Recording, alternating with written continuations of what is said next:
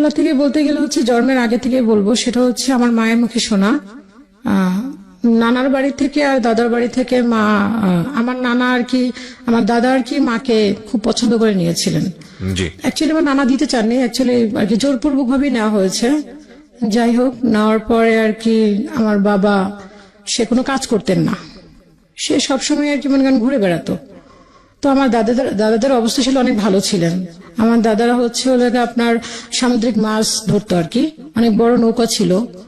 আপনার লোকাল বাড়ি কোথায়? আমার হোম ডিস্ট্রিক্ট পটুয়াখালী। পটুয়াখালীতে? জি, পটুয়াখালী জেলা আর কি। তো ওখান থেকে মাছ ধরার কারণে আর কি দাদা, আমার নানা দিতে চাইতেন না মাকে, এই কারণে যে যেহেতু মাছ বিক্রি করে, মাছ কিন্তু বড় ছিল আমার দাদারা, প্রভাবশালী ছিলেন।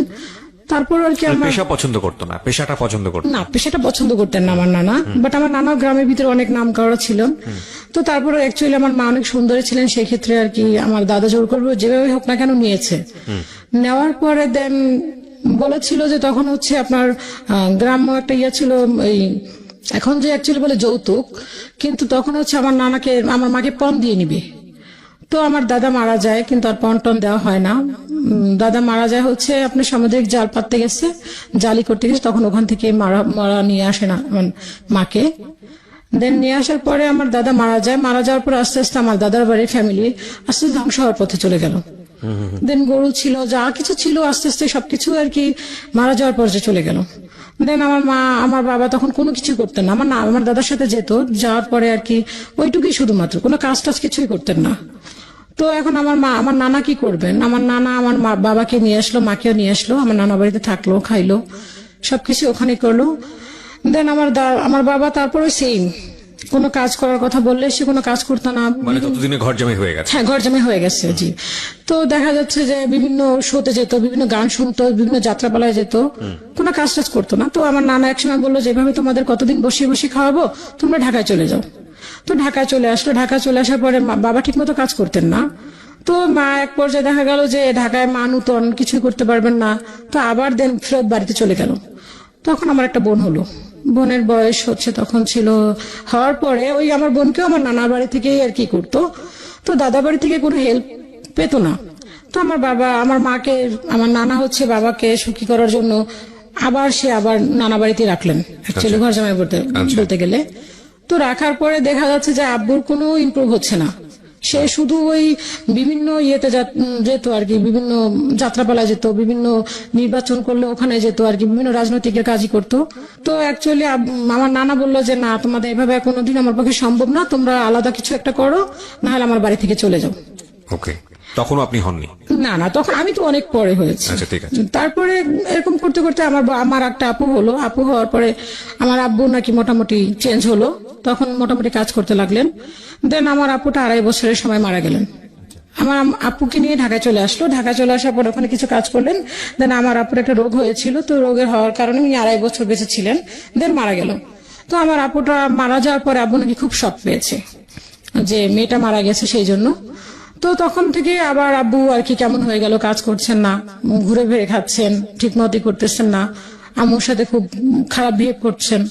দেন এরকম করতে করতে দেন বড় আপু হলো, আমার আর একটা আপু হলো। আপু হওয়ার পরে আব্বু কিছুটা চেঞ্জ হলো, আবার কিছু কাজ করা শুরু করলেন। তো আব্বু কাজ করতে করতে একসময় দেখা গেল কি, আমার আব্বুর তখন একটা চাহিদা হলো যে ছেলের দরকার তার। তো ছেলে চাওয়ার পরে তখন আমি হলাম আর কি। আমার আপুর গ্যাপিং হচ্ছে 2 বছর, মেবি 2.5 বছর সামথিং। 2 বোনের পরে ছেলে চাওয়ার ক্ষেত্রে আপনি হলেন? হ্যাঁ, 2 বোনের পরে ছেলে চাচ্ছিলেন, দেন তখন আমি হলাম। এবং আমার আপুর গ্যাপের সাথে আমার গ্যাপ হচ্ছে মেবি 2 থেকে 2.5 বছর সামথিং, এর বেশি হবে না, 2 বছরই মেবি বলা যায়। তো আমি হওয়ার পরে তখন হচ্ছে আব্বু আর কি এই চেঞ্জ, পুরোটাই চেঞ্জ। আমি হওয়ার পরে আম্মু শুনেছি আমার কাছে, সেটা হচ্ছে যে আমাকে দেখেও নি আমার বাবা। সে বললো কেন মেয়ে হয়েছে, তার কথা বক্তব্য হচ্ছে মেয়ে হয়েছে কেন, আমার আম্মুকে ঠিক মতো খেতে দেয়নি, ইভেন আমাকে দেখেও নি। তো এটা আর কি আমার আম্মুর মুখে শোনা। তো এই কথা বলার পর আব্বু এরকম করার পরে আম্মু আমাকে নিয়ে মেবি 6 মাস ছিলেন ঢাকাতে। 6 মাস থাকার পরে আম্মু আবার আমাকে নিয়ে গ্রামে চলে গেলেন। তো গ্রামে যাওয়ার পরে কিছুদিন বড় আর কি, মোটামুটি বড় হয়েছে, তখন আর কি কিছুই জানি না, আর কি চিনি না। দেন মনে আছে এতটুকু যে আম্মু আবার ঢাকায় চলে আসছে, তখন খুবই ছোট আমি। তো ঢাকায় চলে আসার পরে আব্বু তখন আর কি কনস্ট্রাকশনের কাজ করতেন। তো এরকম করে আর কি তখন আমরা মোটামুটি তখনই পরপর 2টা ভাই হলো। ও 3 বোনের পরে পরপর দুটো ভাই। দুটো ভাই, হ্যাঁ, দুটো ভাই হওয়ার পরে আব্বু চেঞ্জ, যে দুইটা ছেলে হয়েছে তার খুব খুশি, বাট তখন আর কি আমাদেরকে মোটামুটি দেখছেন। কিন্তু আব্বুর যেটা টর্চারিং এর ব্যাপারটা, যে আমার মাকে যে টর্চারিং করাটা, এটা তার বন্ধই হয়নি। গায়ে হাত তোলা। গায়ে হাত তোলাই তো কন্টিনিউ, সে গায়ে হাত তুলতো। তো যখন গ্রাম থেকে এসে আম্মু অনেক ঋণ হয়ে আসছে ঢাকাতে, যে আম্মু আর এখন পারছে না, যেন আমরা চারটা ভাই বোন গ্রামের থেকে খাওয়া পড়া, আব্বু ঠিক মতো খরচ দিত না। নানা বাড়ি তখন নানা অলরেডি মারা গেছে, মারা যায়নি সরি, নানা তখন অসুস্থ, নানা হেল্প করতে পারছেন না। তো কি করবে, ঢাকায় চলে আসলাম। ঢাকায় চলে আসার পরে তখন আমি খুবই ছোট, ভাই বোনরা, আমার ছোট ভাইটা সব থেকে যে ছোট ভাইটা, সে তখন মেবি 6 মাস কি 8 মাস এরকম হবে, আমি শান্তির মনে নেই, কিন্তু এতটুকু মনে আছে যে আমরা চারটা ভাই বোন খুব ছোট ছোট আর কি, গ্যাপ ছিল না বেশি একটা, ওই 2 বছর 2.5 বছর এরকম গ্যাপ ছিল। তো আব্বু একটা অসুস্থ হলেন, টিবি রোগ হলেন। টিবি রোগ হওয়ার পরে আম্মু আর কি এমন ভাবে মানুষের কাছে আগে কাজ করতো, আম্মু পিছনে অনেক কষ্ট করছে, অনেক, আমাদের জন্য প্রচুর পরিমাণ কষ্ট করতেন।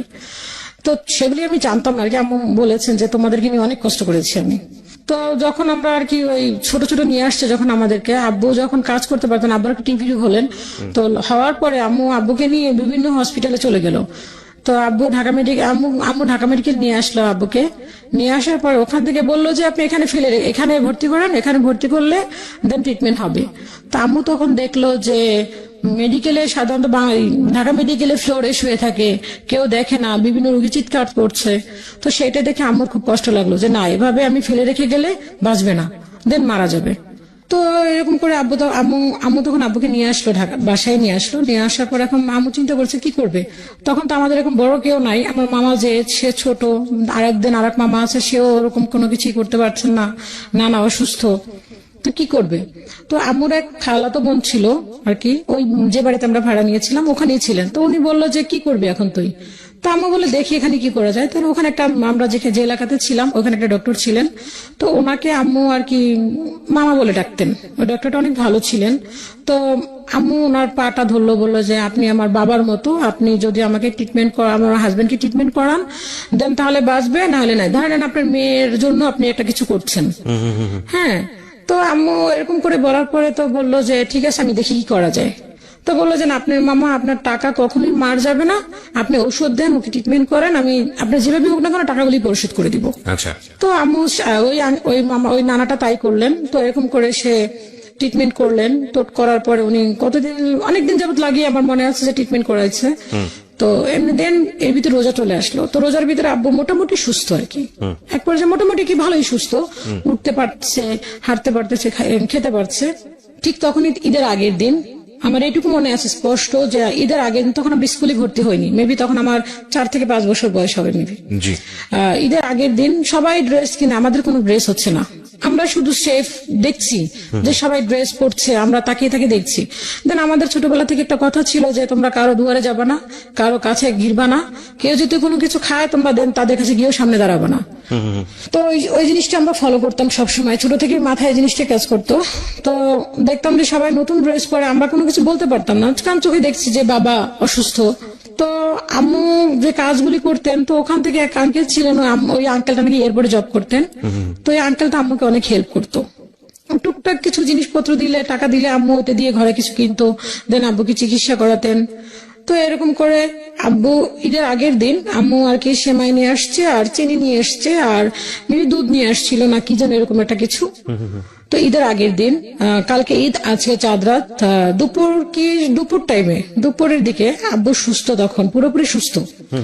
তো ঘরের ভিতরে হচ্ছে আপনি পানি ছিল না, যে জগটাতে পানি ছিল না, তখন একটা গ্লাউন্ড ছিল, জগ অ্যাকচুয়ালি। তো ওটাতে পানি ছিল না, আব্বু দেখে যে ঘরের ভিতরে পানি নাই কেন। তো ওই গ্লাউন্ডটা কি করলো, বাইরে ফেলে দিল। দেন কিছু মাটির ঢাকনা ছিল, তো ওই ঢাকনাগুলি সব বাইরে ফেলে দিল। কে ফেলে দিল? আব্বু ফেলে দিচ্ছে। তখন তুমি মোটামুটি সুস্থ, মানে রাগে ফেলে দিল। কেন সে গ্লাউন্ডের ভিতরে পানি নেই, সে পানি কেন ঢেলে খাবে, দেন পানি কেন নিয়ে আসতে হবে এখন কল থেকে। ফেলে দেওয়ার পর আম্মু এতটাই মৃত্যুই বলবো আম্মুকে, আম্মু কখনোই আব্বুর চোখের দিকে তাকে কথা বলেনি, এবং এখনো আম্মু ওরকম ভাবে কোনো আব্বুর প্রতি কোনো রিয়েট দেখায় না।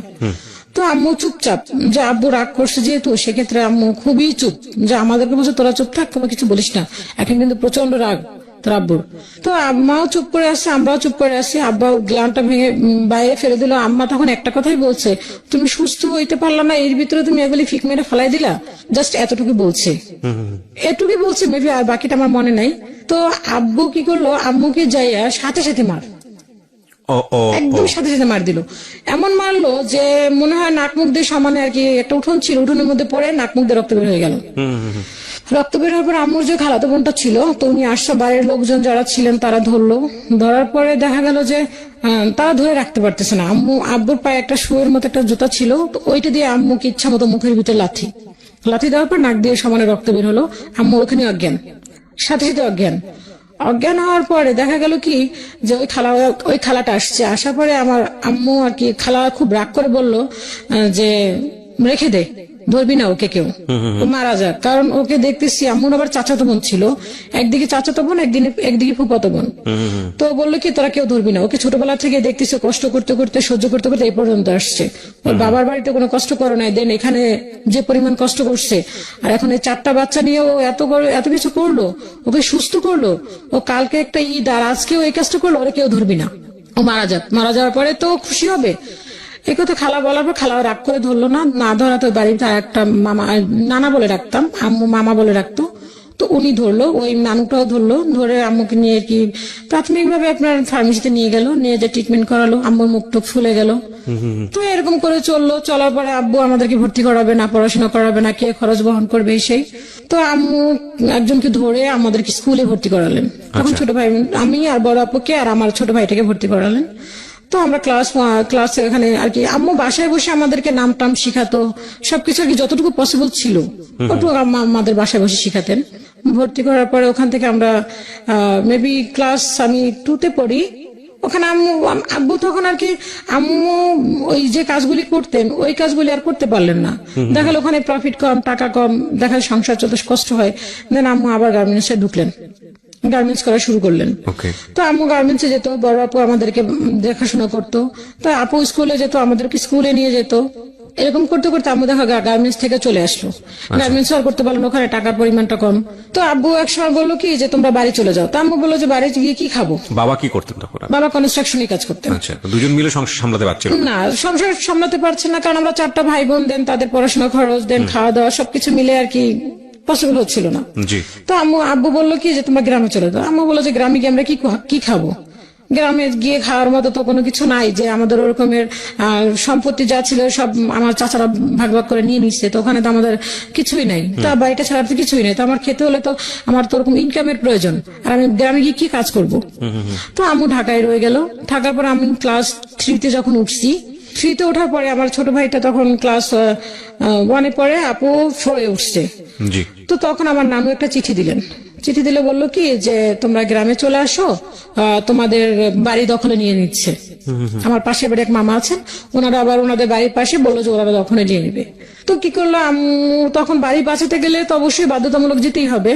তখন আব্বু ঠিক করলো যে, তখন আমি ক্লাস হয়তো ফার্স্ট টার্ম পরীক্ষা দিয়েছি, দেওয়ার পরে আব্বু আমাদের সবাইকে নিয়ে গ্রামে চলে গেল। তখন আমি ফার্স্ট টার্ম পরীক্ষা দিয়ে গ্রামে চলে গেলাম। তখন আমাদের একবারই প্রপারলি নিয়ে গেল, আর ঢাকায় রাখলো না। মানে বাড়িতে আপনাদেরকে মানে প্লেস করলো আর কি, ঢাকা থেকে সবাইকে বাড়িতে প্লেস করলো। তো বাড়িতে নিয়ে যাওয়ার পরে তো ওখানে আমাদের ঘর ছিল না, তো ঘর তোলার পরে আব্বু আমাদেরকে আবার তখন স্কুলে ভর্তি করলো, গ্রামের স্কুলে। বড় আপুকে, আমাকে আর আমার ছোট ভাইটাকে স্কুলে ভর্তি করলেন। আর যেদিন আর একটা ছোট ভাই ছিল, ও তখন খুবই ছোট, ওকে তখন ভর্তি করার মতো সময়টা হয়নি। তো ভর্তি করার পর আমি আম্মু তখন বাড়িতে ছিল, আব্বু তখন ঢাকাতে থাকতো। তো আব্বু এরকম ভাবে বলছে যে তোমরা যদি গ্রামে থাকো, আমি যদি ঢাকা থেকে টাকাটা পাঠাই, তাহলে তো তোমাদের এখানে খরচটা কম হবে, গ্রামের জিনিসপত্র দাম কম, দেন ভাড়াটা লাগছে না, সবজি লাগিয়েও খাওয়া যাবে। তো আম্মু বলে ঠিক আছে, তাও তো হয়। তো আম্মু আমরা রইলাম, গ্রামেই থাকলাম। গ্রামে থাকার পর আমি ক্লাস 4-এ। প্রিয় শ্রোতা, আপনারা ফিরে যাচ্ছে আমাদের অতিথির গল্পে। আব্বু টাকা পাঠাচ্ছে না আর কি, টাকা পাঠাচ্ছে বললেই বলে আমার কাজ নেই, আজকে আমার এখন বৃষ্টি, এই সেই বিভিন্ন ধরনের অজুহাত দেখাচ্ছে। তো আম্মুকে বললো কি যে তুমি দেখো কারোর কাছ থেকে ধার দেনা করে পারো কিনা। তো আম্মু ধার দেনা করতে করতে এমন একটা পর্যায়ে চলে আসলো, দেখা যায় কাউকে বলতো যে 1 কেজি চাল, হাফ কেজি চাল, এরকম করে।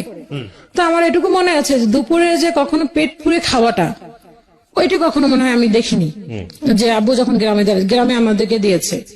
তো আব্বু কি করলো, ওরকম করে করতে করতে আম্মু এখন এমন পরিমাণ দেনা হলো, তখন সুদে টাকা নেওয়া শুরু করলো আম্মু, যে সুদ করে টাকা নিয়ে সংসার চালাচ্ছে আম্মু। আব্বু বলছে টাকা দিবে, আম্মু চিঠি দিচ্ছে, আব্বু বলছে যে হ্যাঁ এই যে দিব এই যে দিব, এরকম করতে করতে আব্বু আর টাকা দিচ্ছে না। এটির ভিতরে শুনে আব্বু এখানে কার সাথে রিলেশন, আম্মু গ্রাম থেকে শুনছে যে কার সাথে আব্বু রিলেশন, আব্বু তাকে বিয়ে করবেন। তো আম্মু বললো যে 4টা ছেলে মেয়ে রেখে সে আবার বিয়ে করবে, তাই আমি এদেরকে নিয়ে কি করবো। তো এরকম করতে করতে আম্মু আর কি এমন একটা পর্যায়ে চলে গেল যে গ্রামে এখন কেউ আমাদেরকে ধার দেনাও দিচ্ছে না। যদি কারো বাড়িতে, কিন্তু আমরা যে ধার দেনা করে খাচ্ছি, বাট এটা কিন্তু কেউ জানছে না যে আমরা দুপুরে খেতে পারছি না।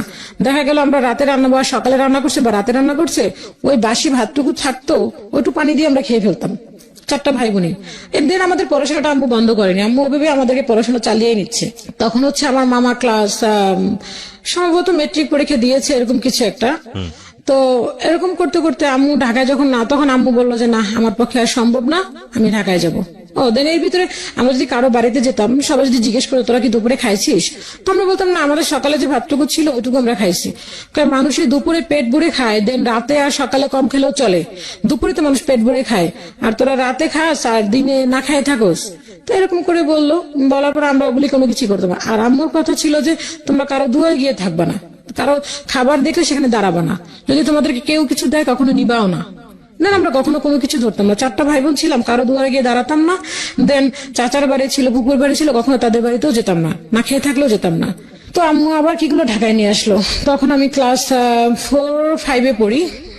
5 পড়ি, তখন আম্মু কি করলো যে আপুকে আর আমাকে গ্রামে রেখে আসলো, বললো যে তোমরা গ্রামে থাকো, আমার নানু আছে, তখন নানা মারা গেছে, তো আর আমার খালা থাকেন। তো বললো যে তোমরা গ্রামে থাকো, আমি ঢাকাতে যাই। তো আমাদের বাড়িতে ঘর আছে, তো আমার নানু বাড়িতেও ঘর আছে, তো আমাদের বাড়িতে আমাদেরকে একা রেখে কিভাবে যাবে। তো নানুকে আমার খালাকে বললো যে তুই থাক আমার ওদের সাথে, আমি ঢাকাতে যাই, ওর বাবা নাকি আবার বিয়ে করতে চায়, দেখি কি হয়। তো গেলাম, আম্মু ঢাকায় গিয়ে শুনে যে হ্যাঁ সত্যি আব্বু বিয়ে করার জন্য প্রস্তুত, যে ওনাকে বিয়ে করবে, এরকম একটা শুরু করে দিচ্ছে। তো আম্মু যেভাবে হোক না কেন ওনাকে ওইটা নিয়ে কি করলো আর কি, বন্ধ করলো বিয়েটা, যাতে বিয়েটা না করতে পারে। তা আম্মু বললো যে তুমি যে ঢাকাতে এসে বিয়ে করার জন্য এরকমই করছো, এখানে 4টা ছেলে মিলে আমি কি করে খাই। তো আম্মু বললো যে ঠিক আছে। আব্বু তখন আর কি বিভিন্ন রকমের অজুহাত দেখাচ্ছে, কিন্তু আম্মুকে যে টর্চার করার কখনোই থামে নাই। গ্রামে থাকতেও দেখতাম আব্বু মারতো, ঢাকাতে আসতো তো সেম। তো আম্মু ঢাকাতে একবারে চলে আসলো, দুই ভাইকে নিয়ে আমাদেরকে গ্রামে রেখে আসলো। আপু তখন ক্লাস 5 উঠছে, আপু তখন ক্লাস 6, আমি তখন ক্লাস 5। তো আমাদের পরীক্ষা শেষ হলো, দেন আপু ভর্তি হলো, আমিও ভর্তি হলাম, ক্লাস 6 ভর্তি হলাম। ভর্তি হওয়ার পরে আম্মু আমাদেরকে ওখান থেকে ঢাকা থেকে 500 করে টাকা পাঠাতো আমাদেরকে খাওয়ার জন্য, কিন্তু ওটুক দিয়ে আমাদের হতো না। 500 টাকা 2টা বোন পড়াশোনা করে দেন, এটির ভিতরে আমার মামা আবার কিছু টাকা পাঠাতেন। তখন আমার মামা ইন্টারমিডিয়েট কমপ্লিট করেছে, সে দেন ভার্সিটিতে পড়ে, তখন সে টিউশনি যে করতো, ওই টাকাগুলি সবটুকুই আমাদেরকে আর কি যতটুকু পসিবল ছিল অতটুকুই পাঠাতো, নানুকে পাঠাতো, দেন আমাদেরকেও পাঠাতো ওরকম কিছুটা। তা আম্মু বেশিরভাগ পাঠাতো আর কি। তো তখন আম্মু যে টাকাটা পাঠাতো ওটা গোপনে করে পাঠাতো, যে না আব্বু যাতে না জানতে পারে যে টাকাটা আমাদেরকে দিচ্ছেন। আম্মু যা ইনকাম করতো সবই বাবাকে দিতে হতো, এতে কোনো ইয়ে নাই যে তাকে না দিলে আর বরং বেশি এটি নিয়ে আর কি গ্যাঞ্জাম সৃষ্টি করতো। তো এরকম করতে করতে করতে লাস্ট মোমেন্টে দেখা গেল যে আব্বু বিয়ে আর করতে পারলো না। আব্বু কি করলো, দেখা গেল যে ওইটা নিয়ে আম্মুকে নিয়ে বিভিন্ন রকমের টর্চার শুরু করলো, যে সে বিয়ে করবে, সে এরকম বিভিন্ন রকম দেখালো। তো আম্মু যেভাবে আপনাকে এক পর্যায়ে বিয়েটা থামানোর পরে আম্মু এখন ঢাকাতে কি করবে, কিছু করার তো নাই। তো একটা নানু ছিলেন আর কি, তো নানুটা মারা গেছে, নানুটা অনেক ভালো ছিলেন, আম্মুকে নিজের মেয়ের মতো দেখতেন। তো ওই নানুটা ওই মামাকে বলতো, ওনার ফ্যামিলিটা অনেক হাই লেভেল, বর্তমানে ওনারা আমেরিকাতে আছেন। তো ওই নানুটা ওই মামাকে বললেন যে তুই ওকে কষ্ট দিস না, ওকে তুই হেল্প করিস। তো ওই মামাটা আর কি, ওই মামাদের বাসা আম্মু হেল্পিং এরই করতো, করার পরে দেন ওই মামাটা আর কি আম্মুকে যথেষ্ট পরিমাণ হেল্প করতো। তো ওই মামিটা ছিল একটা ইংলিশ মিডিয়ামের প্রিন্সিপাল। তো আম্মুকে বললো কি যে তুমি একটা কাজ করো, তুমি এখানে তোমার সার্টিফিকেট গুলি দিয়ে তুমি এখানে ঢুকতে পারো। তো আম্মু বললো যে হ্যাঁ তাও তো হয়, কিন্তু আব্বু তা দিল না। তো আম্মু এরকম করে টুকটাক কাজ করতে লাগলো, কিন্তু ওগুলি দিয়ে আমাদের আর হচ্ছে না, আমাদের পড়াশোনাও হচ্ছে না, দেন আমাদের খাওয়া খরচও হচ্ছে না, কিছুই হচ্ছে না। দেখা যায় সারাক্ষণই আব্বু ওই মারধরই চালাচ্ছে, কোন একটা ক্লু প্লেই শুরু করে দিচ্ছে। তো এরকম করে যখন 6 হলো, তখন আম্মু বললো কি আমার পক্ষে আর সম্ভব না, আমি আর টাকা পয়সা দিতে পারবো না তোমাদেরকে, তোমরা ঢাকা চলে আসো। আপু তখন ক্লাস 7, আমি দেন ক্লাস 6 কমপ্লিট করছি, আমি 7 উঠছি। তখন আম্মু বলে ঢাকা চলে আসো। তো ঢাকায় চলে আসলাম। ঢাকায় চলে আসার পরে তো বাসায় এসে দেখি আব্বু ওই আম্মুকে কিছু না কিছু দিয়ে আর কি শুরুই করে সারাক্ষণ। তা আম্মু যথেষ্ট পরিমাণ পারে যে চুপ থাকার জন্য। তো দেখা গেল যে এরকম একটা পর্যায়ে গেল, ঘরের ভিতরে যে টিভি দেখবো আমরা, আব্বু টিভি দেখছে, দেখার পর ফ্ল্যাগটা খুলে রাখছে, এবং দেন সে কিভাবে খুলে রাখছে ওইটাও আব্বু ফলো করতো, যে সে যেভাবে রেখে গেছে ওইটা ওইভাবে আছে কিনা। আমরা এরকমটাও তা ধরতে পারতাম না, এরকম একটা ব্যাপার। দেখা যায় আমরা ঘুমিয়ে আছি, ভোর 5টা বাজে ফ্যান অফ করে দিচ্ছে। ভোর 5টা পরে ফ্যান ছাড়া যাবে না, যতই গরম থাকুক না কেন ফ্যান ছাড়া যাবে না। তো এরকম করে এক পর্যায়ে আমাদেরকে ঢাকায় নিয়ে আসলো, পড়াশোনা করার বন্ধ করে দিল। তখন আমাকে বললো যে পড়াশোনা করানো যাবে না, পড়াশোনা করতে পারবা না, কি করবা, কিছু একটা করো। কোন ক্লাস থাকতে এটা? তখন ক্লাস 7 আমি। ক্লাস 7? হ্যাঁ। তখন বললো যে তোমার পড়াশোনা করা চলবে না। তখন আপু বললো যে না, আমি পড়াশোনা করব। তো আমি ছোটবেলা থেকে একটু বান্ডলের ছিলাম, মানে কি আমি বিভিন্ন গাছে উঠতাম, বিভিন্ন দুষ্টামি করতাম, পড়াশোনার প্রতি ওরকম একটা আগ্রহ তেমন একটা আমার ছিল না।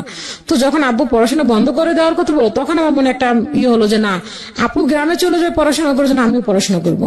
তখন আম্মু বললো যে তোমাদেরকে আমি পড়াশোনা করাতে পারবো না বাবা, কারণ আমার পক্ষে সম্ভব না, আমি তোমার 2 ভাইকে পড়াশোনা করাবো না তোমাদের পড়াশোনা করাবো।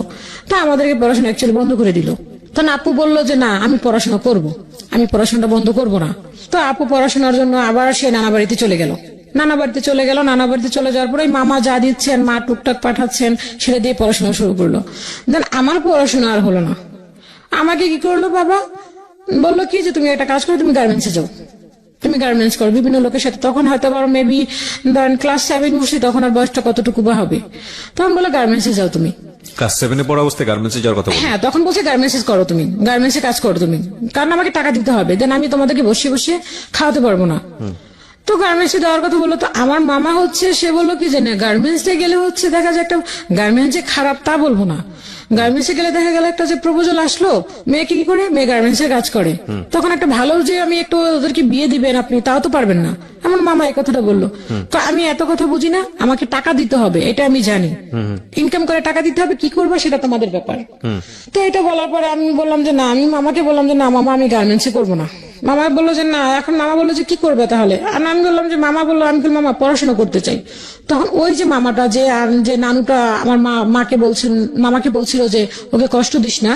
তো ওই মামার কাছে গেল, ওই মামার কাছে যাওয়ার পর বললো যে ভাইয়া, ওদেরকে তো গার্মেন্টসে দিতে চাও বাবা, তো কি করা যায়। তো মিরপুরে একটা টেকনিক্যাল স্কুল আছে, ইসওয়েব স্কুল। তো ওখানে ক্লাস 8 পর্যন্ত পড়াশোনা করার পরে দিন ওদের ওখানে কাজ শেখানোর জন্য টেকনিক্যালি কিছু কাজ শেখায়। তো ওইখানে নিয়ে গেল আমাদেরকে। তো বললো যে তোমরা তো গ্রাম থেকে 8 পর্যন্ত বলতে গেলে তোমাদেরকে, তো তোমরা ওখানে তো কাজ শিখতে পারবা, ওখানে বিভিন্ন একটা হয়তো বা টিভি, কোনো ফ্রিজ, কোনো এসি, এই টাইপের কাজ শিখলে তোমরা দেন কিছু একটা করতে পারবা। তো ওখানে আমাদের নিয়ে গেল, নিয়ে যাওয়ার পর ওখানে বললো কি যে না, ওদের স্কুলে যদি 8 পর্যন্ত পড়া হয় দেন তাহলে এই কাজগুলি শিখতে পারবো। ওকে। তো উনি কি করলো, মামা যেহেতু ওরকম ছিলেন, ওনার ফ্রেন্ড ছিল, তো উনি কি করলো গার্মেন্টস লেভেলে আমাদেরকে কাজ শিখালেন 6 মাস যাবত। তো আমার তো মাথায় ছিল যে আমি গার্মেন্টস কাজ করবো না, বড় আপুও করবে না। তো বড় আপু চলে গেল, আমিও গার্মেন্টসে কাজ ওইখানে শিখলাম। শেখার পর ওখানে যে একটা আইডি কার্ড ছিলাম ছিঁড়ে ফেললাম, ওদের একটা সার্টিফিকেট দিল ছিঁড়ে ফেললাম, যে আমি তো গার্মেন্টসে কাজ করবো না, তাহলে কেন আমি সার্টিফিকেট আর কেন বা আমার আইডি কার্ড। তো সবাই বলো তুই সার্টিফিকেট রাখতি, যদি কোনো সময় করতাম, কেন আমি করবো না। তো আমি ছিঁড়ে ফেললাম, কোনো ডকুমেন্টসই আমার কাছে রাখলাম না। তা আব্বু বকা দিল, তোমাদেরকে আমার পক্ষে সম্ভব না যে বসে বসে খাবো, এখন কি করবো, ঘর থেকে বের হয়ে যাও। বাবা বললো এটা বাবাই বললো। তো মাকে কি করলো, মাকে সে দেখলো যে দেখা গেল যে ঘর থেকে বের করে দিচ্ছে, মা ঘর থেকে বের হচ্ছে, ঘর ছেড়ে দিচ্ছে, ফার্নিচার বাইরে বের করে দিচ্ছে, এরকম করে সে করতে লাগলো। দেন আমাকে কি করলো, বললো যে তুমি কি করবে এখন। তো আমি বললাম কি করবো, আমি তো পড়তে চাই। পড়াশোনা তো কখনোই সম্ভব না, তুমি টাকা আনো, কিভাবে টাকা আনবে সেটা তুমি জানো, কাজ করতে হবে। বাকি ভাই বোনদের কেউ একই কথা বলছিল নাকি শুধু আপনাকে? না, আমাকে। আপু তো গ্রামে চলে গেছে। আচ্ছা। আপু তো গ্রামে চলে গেছে, ছোট 2 ভাই মাত্র পড়াশোনা পড়ে, ওরা মানে ক্লাস তখন পুঁথি মেবি পড়ে। এই কথা বলার পরে বাড়ির ভিতরে কিছু লোক ছিল, কারণ আমরা যেখানে ছিলাম ওখানে আসলে পরিবেশটা অতটা ভালো ছিল না। ওখানে ম্যাক্সিমাম কি সবই ছিল গার্মেন্টস এ কাজ করতো, ছোট ছোট মেয়েরা দেখতাম গার্মেন্টস এ কাজ করতো। আব্বু ওদেরকে দেখে বেশি আর উৎসাহিত হতো যে ওরাও কাজ করতে পারতেছে, তুমি কেন করতে পারবে না। আব্বু দেন এরকম কিছু লোকের সাথে কথাও বলতো যে ওকে গার্মেন্টসে নিয়ে যাও। তা আমার মেন কথা হচ্ছে আমি গার্মেন্টসে কাজ করবো না, আমাকে পড়াশোনা করাও, নয়তো আমি অন্য কোনো কিছু করবো। তখন দেখলাম কি করলাম, কিছু মহিলাদের সাথে আমি বাসায় যে কাজ করে মহিলারা, ওদের কাছে গেলাম যে খালা আমি কাজ করবো। কই তুই তো ছোট মানুষ, তুই কিসের কাজ করবি? মানে বাসায় কাজের বুয়ার কাজ। হ্যাঁ, বাসায় কাজের বুয়ার কাজ। তো আমি বললাম যে খালা আমি করবো, কারণ আব্বা যেভাবে করতেছে এভাবে তো আসলে সম্ভব না। আব্বা তো বলতেছে টাকা দেওয়ার জন্য। সরি, দেন এর মধ্যে আমার সাথে তো করতে করতো আমার দুই ভাইকেও, আমার এক ফুপু ছিলেন, ওই ফুপু কি করলো আসলো যে ভাইয়া তুমি ওদেরকে বসে বসে খাওয়াচ্ছ, ওদেরকে তো এখানে আমাদের ওখানে তো যত ফ্যাক্টরি আছে, ওখানে তুমি ওদেরকে লাগাই দিলে তো কিছু টাকা পাইতে পারো। তো মামার ইয়েতে আর কি আব্বু এই কাজটা করতে পারেনি, ভাইদেরকেও করাতে পারে নাই। তো আমাকে এরকম আমি বলার পরে, কাজের বুয়ার কথা বলার পরে তো বললো যে চল। তো গেলার পরে দেখা গেল আমি এতটাই শুকনো ছিলাম, এতটাই পিচ্ছে ছিলাম, আমাকে কেউ নিত না, বলতো যে না কাজের বুয়ার কাজ করানো যাবে না। দেখা গেল আমি আবার ফেরত চলে আসলাম। তো আমি বলতাম যে তাহলে আমি একটা কাজ করি, ছোট কাজ করি, আমি কিছু কাজ করে দেই, আমাকে কিছু টাকা দেখ, আমি আব্বুকে দেই। কিন্তু কোনো কিছুই না, ওরকম কিন্তু কোনো কাজ পাচ্ছিলাম না। তো একদিন আমি বাসায় আসছি, আসার পরে আব্বু বলে গেছে যে আজকে যেন আমি ঘরের ভিতরে না দেখি, কোনো কিছু আমি যেন দেখি তুমি ঘরের বাইরে। তো আয়সা দেখছি আমাকে ঘরেই আসছি আমি। তো ঘরে থাকার পরে দেখলাম কি যে আয়সা আমাকে বলে কি তুই এখনো বাসায়? তো আমি বললাম কি করবো তাহলে, আর কি করবো, মানে এতটুকু বলার সাহস আমাদের ছিল না আর কি। তো আব্বু আয়সা এমন মারলো আমাকে যে মারের চোটে আমাকে কি করলো, আমি একটা রান্নাঘর ছিল, রান্নাঘরের উপরে ফেলে আমাকে আর কি ইচ্ছা মতো মারা, মানে এরকম জুতা দিয়ে ইচ্ছা মতো আমাকে লাথি মারা শুরু করলো। তো বাড়ির ভিতরে কিছু লোক ছিল, ওই ভাড়াটিয়া গুলো ছিল, ভাড়াটিয়া গুলো থাকার পরে বললো ও তো মারা যাবে, তুমি যেভাবে মারতেছো ও তো মারা যাবে, এভাবে করে একটা মেয়েকে কেউ মারে? তো আব্বু বললো এত কথা আমি বুঝি না, ও এখনো ঘরে কেন, ওকে আমি দেখতে পারতেছি না ঘরে কেন। আম্মু তখন বাসায় না, আম্মু তখন একটা মেডিকেলে জব করতো, তখন রাত বাজে মেবি 9টা কি 9:30, আম্মুর নাইট ডিউটি ছিল। তো সবাই বললো কি আমাকে ছাড়াই দিয়ে বললো কি তুই তাড়াতাড়ি এখান থেকে পালা, না তো বাবা তোকে মেরে ফেলবে। তো দিন আমি মেডিকেলে গেলাম, মেডিকেলে গিয়ে আমি তখন ওই ভাড়াটিয়ারা বললো যে তুই তাড়াতাড়ি চলে যায়। তো দিন আমি চলে গেলাম মেডিকেলে গিয়ে আম্মুর সাথে রাতটা কাটালাম, আম্মুকে বললাম। তো দিন পরের দিন আমি ছোট মামাকে জানালাম যে মামা এরকম আব্বা তো আমাকে প্রচুর পরিমাণ মারছে।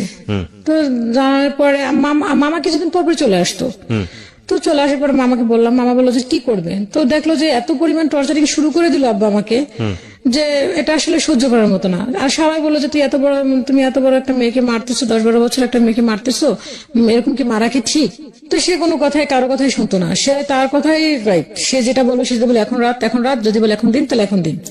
তো এরকম করে শুরু করলো। তো মামা এক পর্যায়ে কি করলো, বললো কি যে তাহলে কি করা যায় ওকে। তো আমার বড় মামার সাথে আলাপ করলো যে দাদা তাহলে আমি কি করতে পারি। তো বড় মামা বললো যে তাহলে কি করবি, তাহলে একটা কাজ কর, আমার বাসায় দৌড়ে, আমার বাসায় দে, ও আমার বাসায় বসে কাজ শিখুক, আমি কাজ শিখাই দিই, কিছু টেলারিং এর কিছু একটা কাজ শিখাই দেয়, দেন কাজ শিখে দেওয়ার পরে ওকে কিছু একটা করবে।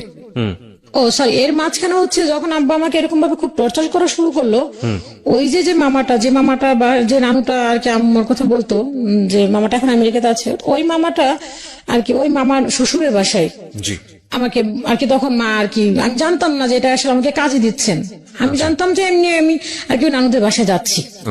তো ওই নানুরা আমাকে নিয়ে গেল, নিয়ে যাওয়ার পরে আমি ওখানে থাকলাম কিছুদিন। থাকার পর ওই নানুদের যে খাটটাতে আমি শুইছি, আমার এটুকু মনে আছে, খাটটাতে শোয়ার পরে নানু তো আমাকে নিয়ে ওনার ওই মামার শ্বশুর তো শাশুড়ি তো আমাকে নিয়ে ওনাদের খাটে শোয়াইছে। শোয়ানোর পরে তো ওই মামিটা গেছে, যাওয়ার পরে বললো কি মা তুমি ওকে কেন এই খাটে শুইতে দিচ্ছ। তো পরের দিন থেকে আমাকে রান্নাঘরে শুতে দিত। তা আমি এতটা বুঝতাম না যে আমাকে কাজ দিয়েছে। তা আমি মনে করতাম যে আমি তো নানুদের বাসায় বেড়াতে এসেছি। তো আমাকে এটাই বলা হয়েছিল যে তোমাকে কাজে দেওয়া হয়, তো বেড়াতে গেছিস। তো ওখানে আমি মনে হয় 2-3 মাস ছিলাম। তো আসার পথে না ওখানে ওনার নানুর মেয়ে ছিল আর একটা খালামণি কি করলো, আমাকে গাড়ির ভিতরে বসে আমাকে 200 টাকা মেবি 300 টাকা এরকম আমাকে হাতে দিচ্ছে। তো আমি বললাম খালামণি কিসের টাকা এটা? কয় এটি তোমাকে এমনি দিলাম। আমি না খালামণি আমি টাকা নিবো কেন, আমি তো আপনাদের বসে বেড়াতে আসছি, আপনাকে টাকা দিচ্ছেন কেন? কয় না এটি তোমাকে এমনি দিলাম। তো আমি অতটা মনে করিনি, এখন মনে করছি যে না তখন নিশ্চয় কাজ করতে নিয়েছিল আমাকে। তো আমি গেলাম ওখান থেকে, তো আসলাম, আসার কিছুদিন পরে তখন আব্বা তো আবার এরকম টর্চার শুরু করলো। তখন বড় মামা বললো যে তাহলে আমার বাসায় দে, কিছু কাজ শিখাই দে, কাজ শিখাই দেওয়ার পরে তো কিছু একটা করতে পারবে। আচ্ছা। তো বড় মামার বাসায় গেলাম, আম্মা তখন ওই রাত্রে আমাকে বড় মামা আসলো, আসার পরে বড় মামা তখন আমাকে কাজ শিখে দেয়নি আর কি, নিয়ে গেল ওনাদের বাসায়। নিয়ে যাওয়ার পরে তখন দেখলাম মামির মুভমেন্ট এরকম ছিল যে ওরা আসলে দেখে, মামা তো বোন ছিল একটা, মামি ছিল ওখানে, ওদের আর বাচ্চা ছিল না। তো মামি যাওয়ার পরে দেখলাম কি আমাকে দেখে না মনে হচ্ছিল যে কেমন যেন একটা বিহেভ করা শুরু করলো। মামি বিহেভটা এরকম যে তাদের ঘরে বিস্কিট ছিল, যাই সামথিং এরকম কোনো কিছু দেখা গেল যে রোজ দুধ করতো, সেগুলি সবকিছু বন্ধ করে দিল। মানে দুধের রোজগার, আমি যেটা দুধ মানে কি, যে রোজ দুধ করতো আর কি, দুধ খাওয়ার জন্য প্রতিনিয়ত যে দুধটা নিত দুধটা খেতো, সেটা বন্ধ করে দিল। হ্যাঁ, বিস্কিট টিস্কিট এগুলো ছিল, তো ওগুলি আর কেনাকাটা কিছু করতেছে না মামা। মামা কি তখন মামির কাছে সবকিছু ছিল। এই ছোট ছোট বিষয়গুলো, এগুলো খুব সেনসিটিভ, কিন্তু এগুলো আসলে হয়তো বলার মতো কিছু না, কিন্তু অন্তরে কিন্তু অনেক বড় আঘাত হ্যাঁ, লাগে। তখন না আসলে কি, তখন না দেখা গেল কি, ওই তখন তো আমি ছোট মানুষ, আমি তো অতটা বড় না, আর আমি অতটা বুঝিও না। আমার তো মনে হচ্ছে যে মামি এগুলো কেন বন্ধ করে দিল, আমি তো ছোট। তো এরকম করে মামি বন্ধ করে দিল, দেওয়ার পর আমার কাছে মনে মনে খুব কষ্ট লাগলো, বাট কিছু বলতে পারছিলাম না, কারণ যেহেতু বাবা তো যেহেতু টর্চার করছে, সেক্ষেত্রে তো আমার কিছু করণীয় নাই। তো আমার কথা হচ্ছে আমার কাজ শিখতে হবে। তো ওখানে একটা আন্টির বাসায় কাজে লাগাই, কাজ শেখার জন্য দিলেন। তো ওখানে টাকাটা দিয়ে মামা, আমার ছোট মামা দিল টাকাটা, কাজ শেখার টাকাটা ছোট মামা দিল। দেন মামার বাসায় থাকা খাওয়া করলাম। তো ওখানে যাওয়ার পরে যে আন্টিটার কাছে কাজ শিখলাম, ও আন্টিটা খুবই ভালো ছিল, এবং তার শ্বশুরটা এত ভালো ছিল যে আমি যখন প্রাথমিকভাবে যাই ওনাদের বাসায় যাই কাজ শেখার জন্য, তো ফার্স্ট টাইম বললাম যে আমার খাতা আনিনি, পেন্সিল রাবার কিছুই আনিনি। তো উনি মনে করলো কি যে আমি এত দূর যাবো, আবার আমার যে মামার বাসা আছে ওনার বাসায় নিচে, সেটা আর কি চিন্তা করলো না। উনি মনে করলো হয়তো আমার বাসা ফার্ম গেট বা এরকম কোনো কিছু একটা ইয়েতে। এগুলি বলার পরে তো নানা বললো কি, যে ওনাকে নানা বলে ডাকতাম, বললাম যে না না না না, আমার বাসা তো নিচে, আমি মামির বাসা থেকে এসেছি। তো তখন আর কি আমি না মামার বাসা থেকে কাগজ কলম নিয়ে কাজটা শেখা শুরু করলাম। আর ওই আন্টিকে সব থেকে ছোট ছিলাম আমি, আচ্ছা, সব থেকে ছোট কাজ শিখছিলাম, আর ওরা আমাকে যথেষ্ট পরিমাণে আদর করতো। আচ্ছা। তো এরকম একটা কাজ শিখতে শিখতে তখন আর কি একটা পর্যায়ে আসলো, মামি এরকম দেখা গেল যে সাবান নিয়ে হিসাব করতো, খাবার নিয়ে। তো মামা কিছুই বলতো না আর কি। মামা কি করলো, মামার কাছে এরকম টাকা পয়সা ছিল, প্রচুর পরিমাণ টাকা ছিল, দেখা গেল এরকম হতো যে 50,000 টাকা ভান্ডিলও মামির কাছে আইনে দিয়ে দিত। মামি এরকম ব্যবহার করা শুরু করলো। তো মামি দেখলাম কি যে কোনো কিছু খাবার বলেন বা কোনো কিছু বলেন, ওইগুলি নিয়েই সে করা শুরু করলো। তো আমার ঘুমাতে দিত, আমি এগুলো আসলে বলতে চাচ্ছিলাম, তারপর আসলে কষ্টের কারণে চলে আসে। দেখা গেল যে মামিদের ঘরের যে মশারিটা, দেখা যাচ্ছে একটা কাজের মেয়ের যেরকমের একটা জিনিস থাকে, ওরকম করে আসলে দিত, যে মশারিটা ছিঁড়া, অনেক মশা ঢুকতো, ওই মশারিতে আমাকে ঘুমাতে দিত। যে আমি যে তার ভাগ্নি, ওরকম কখনো সে কি করতো না। তো দেখা গেল একসময় এরকম আমি কাপড় চোপড় ধুইতে যাবো, কাপড় চোপড় ধুবো, বাট আমার নিজের কাপড়টা, দেন মামির কিছু কাপড় দিল। তো ওদের বাড়িতে ছিল টিউবওয়েল। তো টিউবওয়েল থাকার পরে আমি না ছোট মানুষ, তো কল চিপতে পারতাম না, আর ওদের টিউবওয়েলটা এত টাইট ছিল যে ওই টিউবওয়েলটা আর কি ডান্ডিটা ছুটে আমার এখানে চলে আসছে একদম। এখানে এখন একটা কাটা দাগ আছে আমার, অনেক বড় একটা কাটা দাগ। তো ছুটে আসার পরে ওখানে বাড়িটার ভিতরে ভাড়াটিয়া ছিল শুধু আমার মামারা, আর আরেকটা ভাড়াটিয়া বাড়িওয়ালা ছিল। তো ওরা রান্না করতেছিল ভাড়াটিয়াগুলি, আর ভাড়াটিয়াটা বাড়িওয়ালাটা। তো ওরা দৌড় দিয়ে আসলো, আসার পরে বললো কি হয়েছে, উঠে দেখে কি আমার সামনে মুখ দিয়ে রক্ত বের হচ্ছে। এখান থেকে রক্ত বেরোয়, গায়েটা ফ্রক পরা ছিলাম, পুরো ফ্রকটা ভিজে গেল। আচ্ছা, ফ্রকটা ভিজে যাওয়ার পরে মামি আসলো, এসে আমার গায়ে থেকে ফ্রকটা খুলে আমাকে ফ্রক দিয়ে চেপে ধরলো, এখানটা মুখটা চেপে ধরলো। চেপে ধরার পর আমার মামিকে আমার মামা তো পরে নাম ধরে বললো কি, তুমি একটা কাজ করো, তুমি ওকে মেডিকেল না এখানে ফার্মেসিতে নিয়ে যাও। তো মামি বললো কি আমার কাছে টাকা নেই। তো বাড়িয়াল নিয়ে আন্টি বললো কি যে এটা কোনো কথা বললা, বা টাকা নাই আপনার কাছে, আর ওর বাবাকে কে না চিনে, এক নামই তোর বাবাকে চিনে, ও যদি এখন আপনি নিয়ে যান, ওর বাবা টাকা এটা বিকালে দিতে পারবে না। কিন্তু মামির কাছে তো টাকা অল টাইম থাকতো, এবং এখনো ওনার কাছে টাকা থাকে সবসময়। তো মামি আর নিয়ে গেলেন না নিয়ে যাওয়ার কারণে তো কি করলো, ওই দিয়ে ওই কি যেন প্রাথমিক ভাবে ট্যাবলেট দিয়ে করলো, রক্তটা কোনো ভাবে থামানোর পরে বিকেলে আমি কাজ শিখতে গেলাম। আমাকে তখন কোনো ডাক্তারের ট্রিটমেন্ট বা কোনো একটা ট্যাবলেট বা কোনো কিছুই দিল না। তো বিকেলে আমি কাজ শিখতে গেলাম, কাজ শিখতে যাওয়ার পর ওইখানে আন্টিটা আমাকে বললো কি যে কি ব্যাপার, তোমার এখানে কি হয়েছে, মুখ টুক পুরো ফুলে গেল। তো বললো, আমি বললাম কলেজ থেকে বাড়ি খেয়ে আন্টি মাথা কেটে গেছে। ডাক্তার দেখাইছে? আমি কি না আন্টি, আমি ইঞ্জেকশনের খুব ভয় পাই, এগুলি দিতে পারবো না। তাহলে তো তোমার পরবর্তীতে সমস্যা হবে। আমি সমস্যা হবে না, এটা কিচ্ছু হবে না, ঠিক হয়ে যাবে। তো আন্টি বললো চলো আমি তোমাকে ডাক্তার দেখাই দিয়ে আসি। তো আমি বললাম না, ডাক্তার দেখাবো, কারণ আমি যদি ওখানে বলতে যাই তাহলে আমার মামা ছোট হয়ে যাচ্ছে, আমি কেন ওখানে এটা বলতে যাবো। হ্যাঁ, এটা আমার নিজে থেকে এসছে, আমি এটা কেন বলতে যাবো। ওরা আমাকে অনেক আদর করতো, আন্টি আঙ্কেল অনেক আদর করতো। ওরা যদি কোথাও বাসায় কিছু তৈরি করতো আমাকে ডাকতো, আর কি নিজের মেয়ে মতো। ওদের বাসায় কোনো বাচ্চা ছিল না। তো মামি এরকম বাদ পরে কাজ শিখে বাসায় আসলাম, আসার পরে মামি আমাকে 1 টাকা বের করে দিল। 1 টাকা বের করে দিয়ে বললো কি যে না, তো এই টাকাটা দিয়ে তুই একটা ওষুধ কিনে নিয়ে খেয়ে। তো আমি বললাম যে না মামি, আমার এখনো মনে আছে 1 টাকার নোটটা দিল, এবং টাকাটা এতটা পুরনো ছিল, মনে হচ্ছিল কোন একটা ডিব্বা থেকে বের করে দিচ্ছে আমাকে। তো আমি বললাম না আমি লাগবে না, ভালো হয়ে যাব। তো দেন মামা আসলো, মামা এসে আমাকে জিজ্ঞেস করলো না যে তোর এখানে কি হয়েছে বা কিভাবে ব্যথা পাইলি বা ওষুধ খাইছিস কিনা বা কোনো। তখন আসলে মামা ছিল এরকম মামি ভক্ত, মামি যা বলতেন তাই, এখানে আর দ্বিতীয়বার কোনো কথা বলতো না মামা।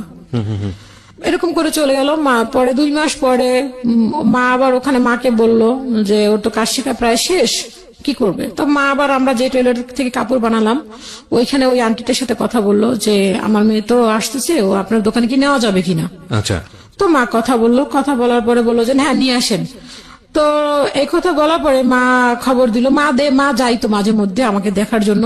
তো দেখতে গেলে তো দেখা গেল এরকম ওইখানে একটা ভাইটে ছিল, ওই আন্টিটা আসলে মানুষই বলে যে হয়তো বা কোনো ক্রিমিনালি করা, কিন্তু ওই আন্টিটা আসলে যা দেখতো তাই বলতো। এরকম একটা হইতো যে দেখা গেল আমি কাজ শিখতাম যে কাপড়টা দিয়ে, ছোট মামা যে কাপড়টা আমাকে দিত কাজ শেখার জন্য, আমার পিছনে সব থেকে অবদান ছিল ছোট মামা এবং আমার মা। বড় মামাও ছিল, বড় মামা যদি আমাকে আশ্রয় না দিত দেন আমি কাজ শিখতে পারতাম না। কিন্তু বড় মামা ছোট মামা তার বিছানার একটা চাদর দিয়েছিল আমাকে কাজ শিখে কি করার জন্য, কেটে কাজটা শেখার জন্য। তো দেন আমি তো ছোট মানুষ, আমি একটা মেক্সি কাটিং করে শিখছি, শিখে ওইটা আমি পরে ওই আন্টিটাকে দেখাইছি যে আন্টি দেখেন হয়েছে কিনা। তো আন্টি বলে হ্যাঁ তুমি তো খুব সুন্দর করছো, একটা খুব আমাকে উৎসাহ দিল। দেন মামি এইটা নিয়ে আর কি খুব সে রাগান্বিত যে আমার মেয়েকে কেন একটা প্যান্ট বানাই দিল না। তো ওই আন্টিটা আমাকে বললো যে তুই তো এরকম ভারী যে আন্টিটা ছিল, তুই এরকম প্যান্ট তুমি রেশমা সরি বললো যে তুমি এরকম প্যান্টটা বানাইছো, তুমি যে মেক্সিতে বানাইছো তোমার বোনকে তো একটা কিছু দিলা না। তো আমার মামাতো বোনটা এরকম ছিল, ও তো ছোট ছিল, ও দেখা গেল কি যে নিজে নিজে আমার সাথে এই করে মামির সাথে বলে দিত যে আম্মু আমাকে আপু মারছে, কিন্তু আসলে আমি কখনোই ওকে মারতাম না। আর আমার ছোটবেলা থেকে অবশ্যই আমি কখনো কোনো ভাই বোনদেরকে মারিনি, আমার মারলে বুঝে খুব কষ্ট লাগে আর কি, ভিতরে খুব কষ্ট পাই আমি। তো দেন এরকম করে মা 2 মাস পরে আমাকে নিয়ে গেল, এবং 2 মাস পরে যখন আমাকে নিল হয়তোবা মেবি তার আগের দিন 2 তারিখ ছিল, আমার এখনো মনে আছে 2002 সালে 2 তারিখ ছিল। দেন তার আগের দিন 1 তারিখে 2001 হরতাল ছিল, কিছু একটা কোনো একটা গন্ডগোল। দেন তারপরের দিন গাড়ি বন্ধ হয়ে যাবে, আর আমি যদি 2 তারিখে না আসি 2 তারিখে ওখানে জয়েন করতে পারবো না, এরকম একটা আমাকে বললো। তো মামা রাত্রিবেলা যখন শুনলো যে হরতাল হবে, তো আমাকে এমন ভাবে মামি আর কি আমার ব্যাগটা ঘুষাই দিল যে একটা কাজের মানুষকে যেভাবে একটা মানুষ যদি থাকে একটা মানুষের বাসায় অন্তত তার প্রতি একটু মায়া হয়, কিন্তু আমার মামি সেটা করলো না, বরঞ্চ আমাকে রাতে খেতে না দিয়ে ব্যাগটা কোনো মতে বললো না যদি খেয়ে যায়, সে ব্যাগটা কোনো মতে ঘুষাই দিয়ে আমাকে দিয়ে দিল, মামা আবার ব্যাগ করবে। তো ওদিন বাসায় আসলাম, বাসায় আসার পরে দেখলাম যে আব্বু আর কি কথা বলতেছে না, আমাকে দেখে মনে হচ্ছে তার উপর আকাশ ভেঙে পড়লো। আম্মু আমার চোখের ইশারা দিয়ে বললো কোনো কথা বলিস না, কিন্তু ভাত খাচ্ছে। কি রান্না করলো দেখলাম শুধু পেঁপে রান্না করছে, আর কি যেন একটা তরকারি রান্না করছে নিরামিষ। দেন পেঁপেতে আমার এটা মনে আছে পেঁপেতে কোনো কিছু মাছ টাছ কিছুই দেওয়া হয়নি, শুধু নিরামিষ পেঁপে রান্না করলো। তো ওইটা দিয়ে ভাত, মা জিজ্ঞেস করলো ভাত খাইছিস, আমি কি না মা খাইনি। তো ভাত খাইলাম, ভাত খাওয়ার পরে বাড়ির ভিতরে যে আমার সাইজের ছোট ছোট ছেলেমেয়েরা ছিল ওদের সাথে দেখা করলাম, করার পরে খুব তারপরের দিন আমি ওইখানে আন্টিদের ওখানে কাজে গেলাম। যার পর ওই আন্টি আমাকে বললো কি আমাকে কাজ দিল প্রাথমিকভাবে যে একটা কাজে গেলে তাকে তো একটা ইন্টারভিউ নেওয়া হয়।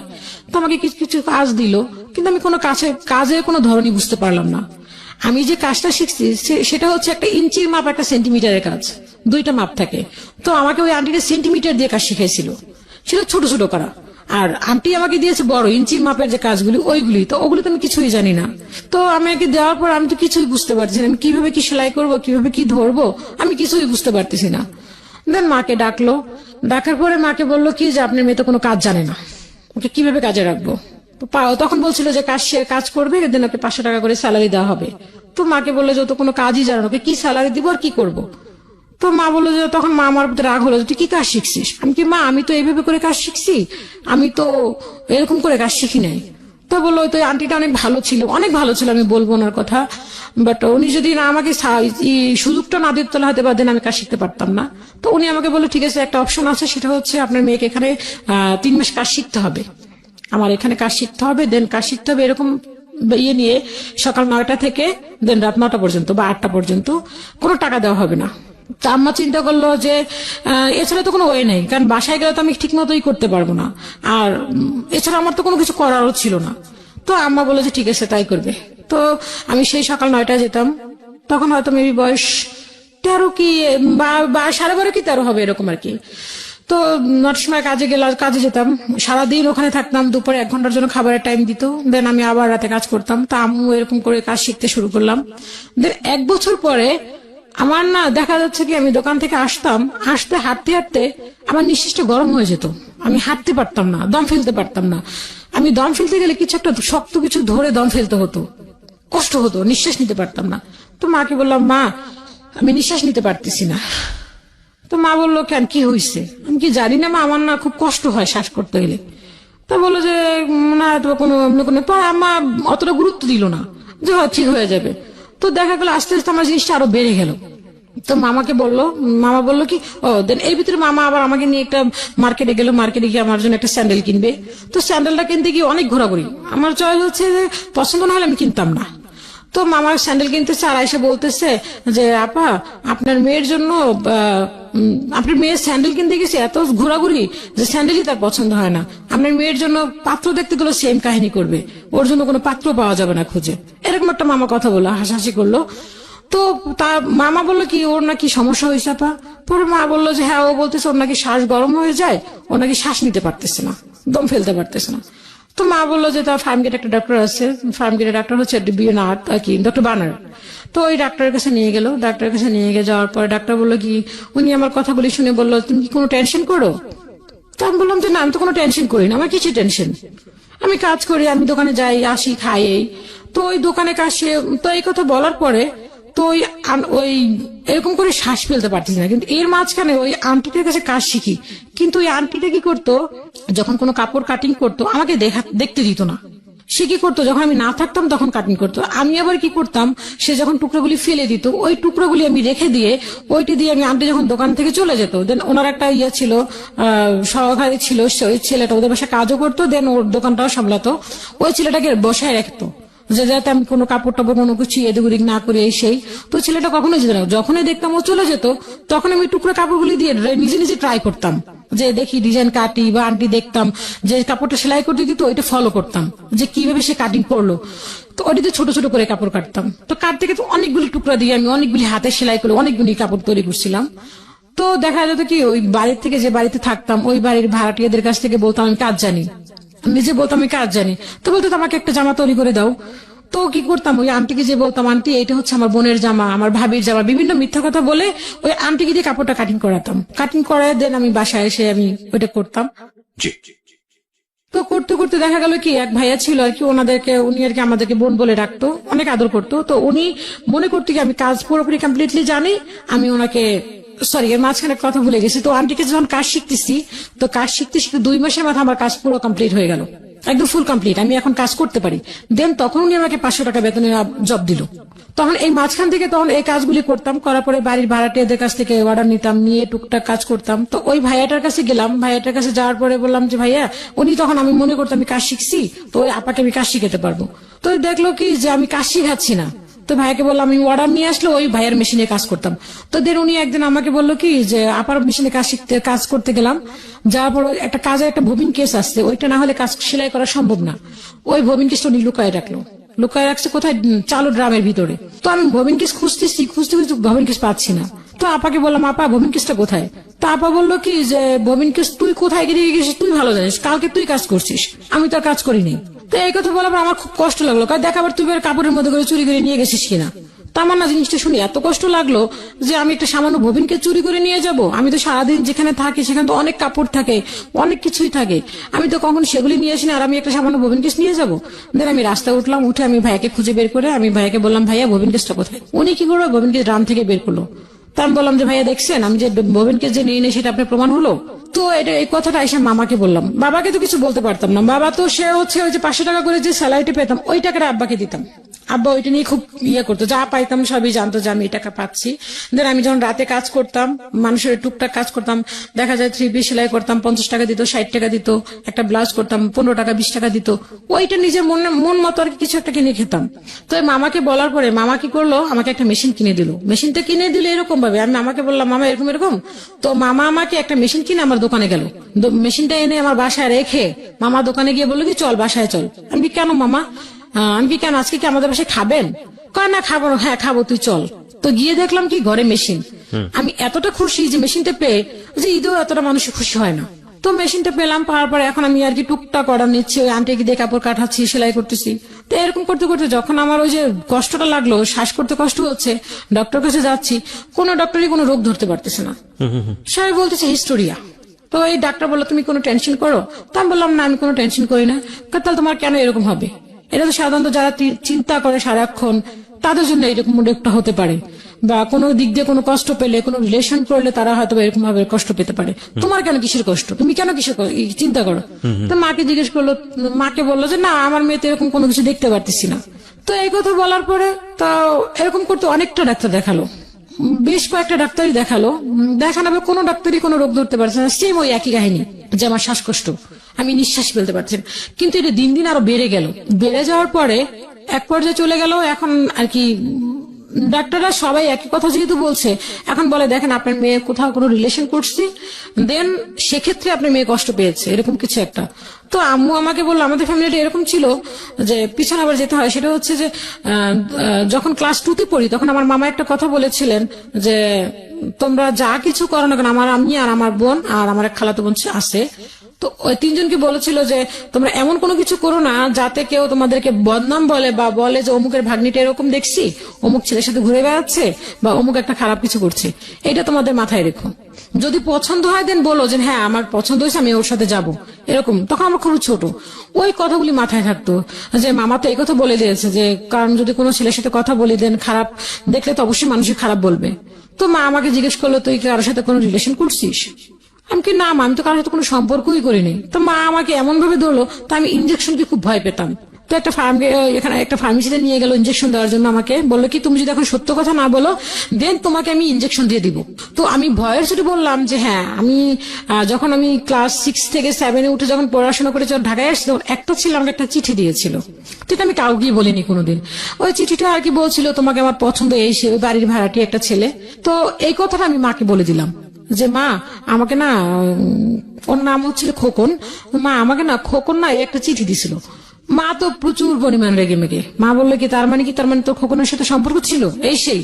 তো আমাকে আমার এক আম্মুর চাচাতো ভাই ছিল আর কি বাড়ির পাশে, তো ওনাকে বললো, উনি চিনতো ভালো করে, তো বললো যে এই ব্যাপার, ওর কারণে মনে হয় এই হয়েছে।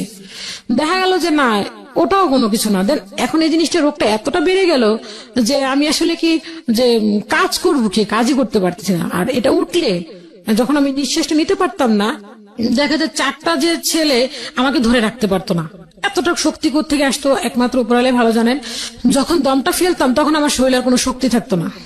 তো এইটা নিয়ে তার কোনো ইয়েই ছিল না যে আমার মেয়েটা অসুস্থ, যে ওর এরকম হচ্ছে, তার এরকম কোনো ইয়েই ছিল না।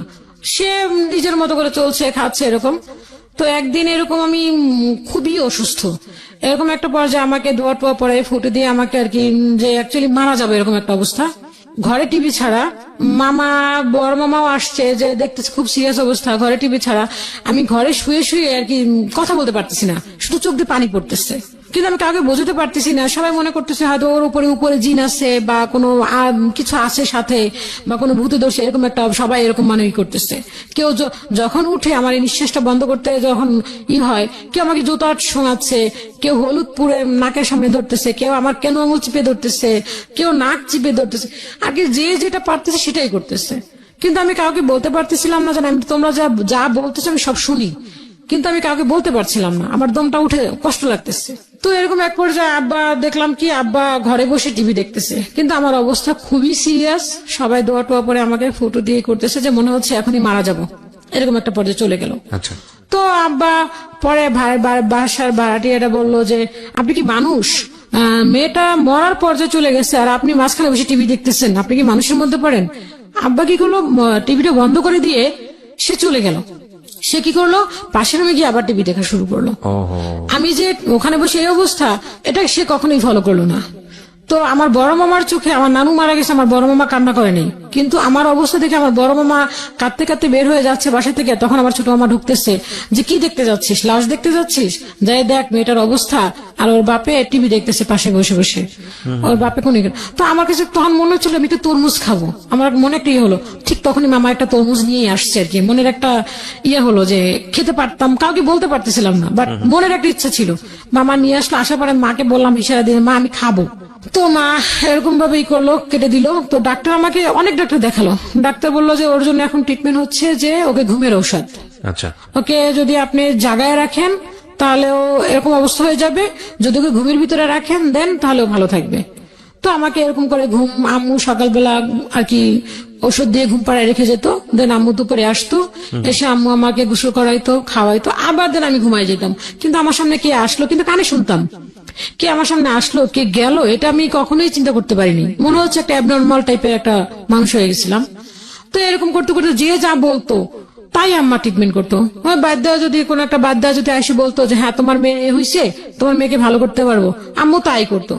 আর কি যদি বলতো যে এইটা করতে পারলে তোমার মেয়ে ভালো হবে, আম্মু সেটাই করতো। তো কি কারণে রোগটা ভালো হয়েছে আল্লাহ ভালো জানে, আল্লাহর কাছে তার শুকরিয়া আদায় করি যে ভালো হয়ে গেছে। তো এরকম এক পর্যায়ে আব্বু আর কি আমার তখন আর কি ওইখান থেকে ওই আন্টি উনি লন্ডনে চলে যাবে, তো আমি অসুস্থ অবস্থায় আন্টি আমাকে ছুটি দিল। তো আন্টি বলে যে ও সুস্থ হয়ে আসুক তারপরে দিন আমি নিব। তো আন্টি আসলো আমাকে দেখতে, এসে দেখে যে আমি বিছানায় শোয়া। তো আন্টি বলে যে আমি তো এখন লন্ডন যাব, আমার তো এখন ওকে দরকার, ও কি এখন কাজ করতে পারবে? তো আমি যদি ওখান থেকে চাকরিটা চলে যায় তাহলে তো আমি খাবো কি, আমার আব্বাকে তো আমাকে টাকা দিতে হবে।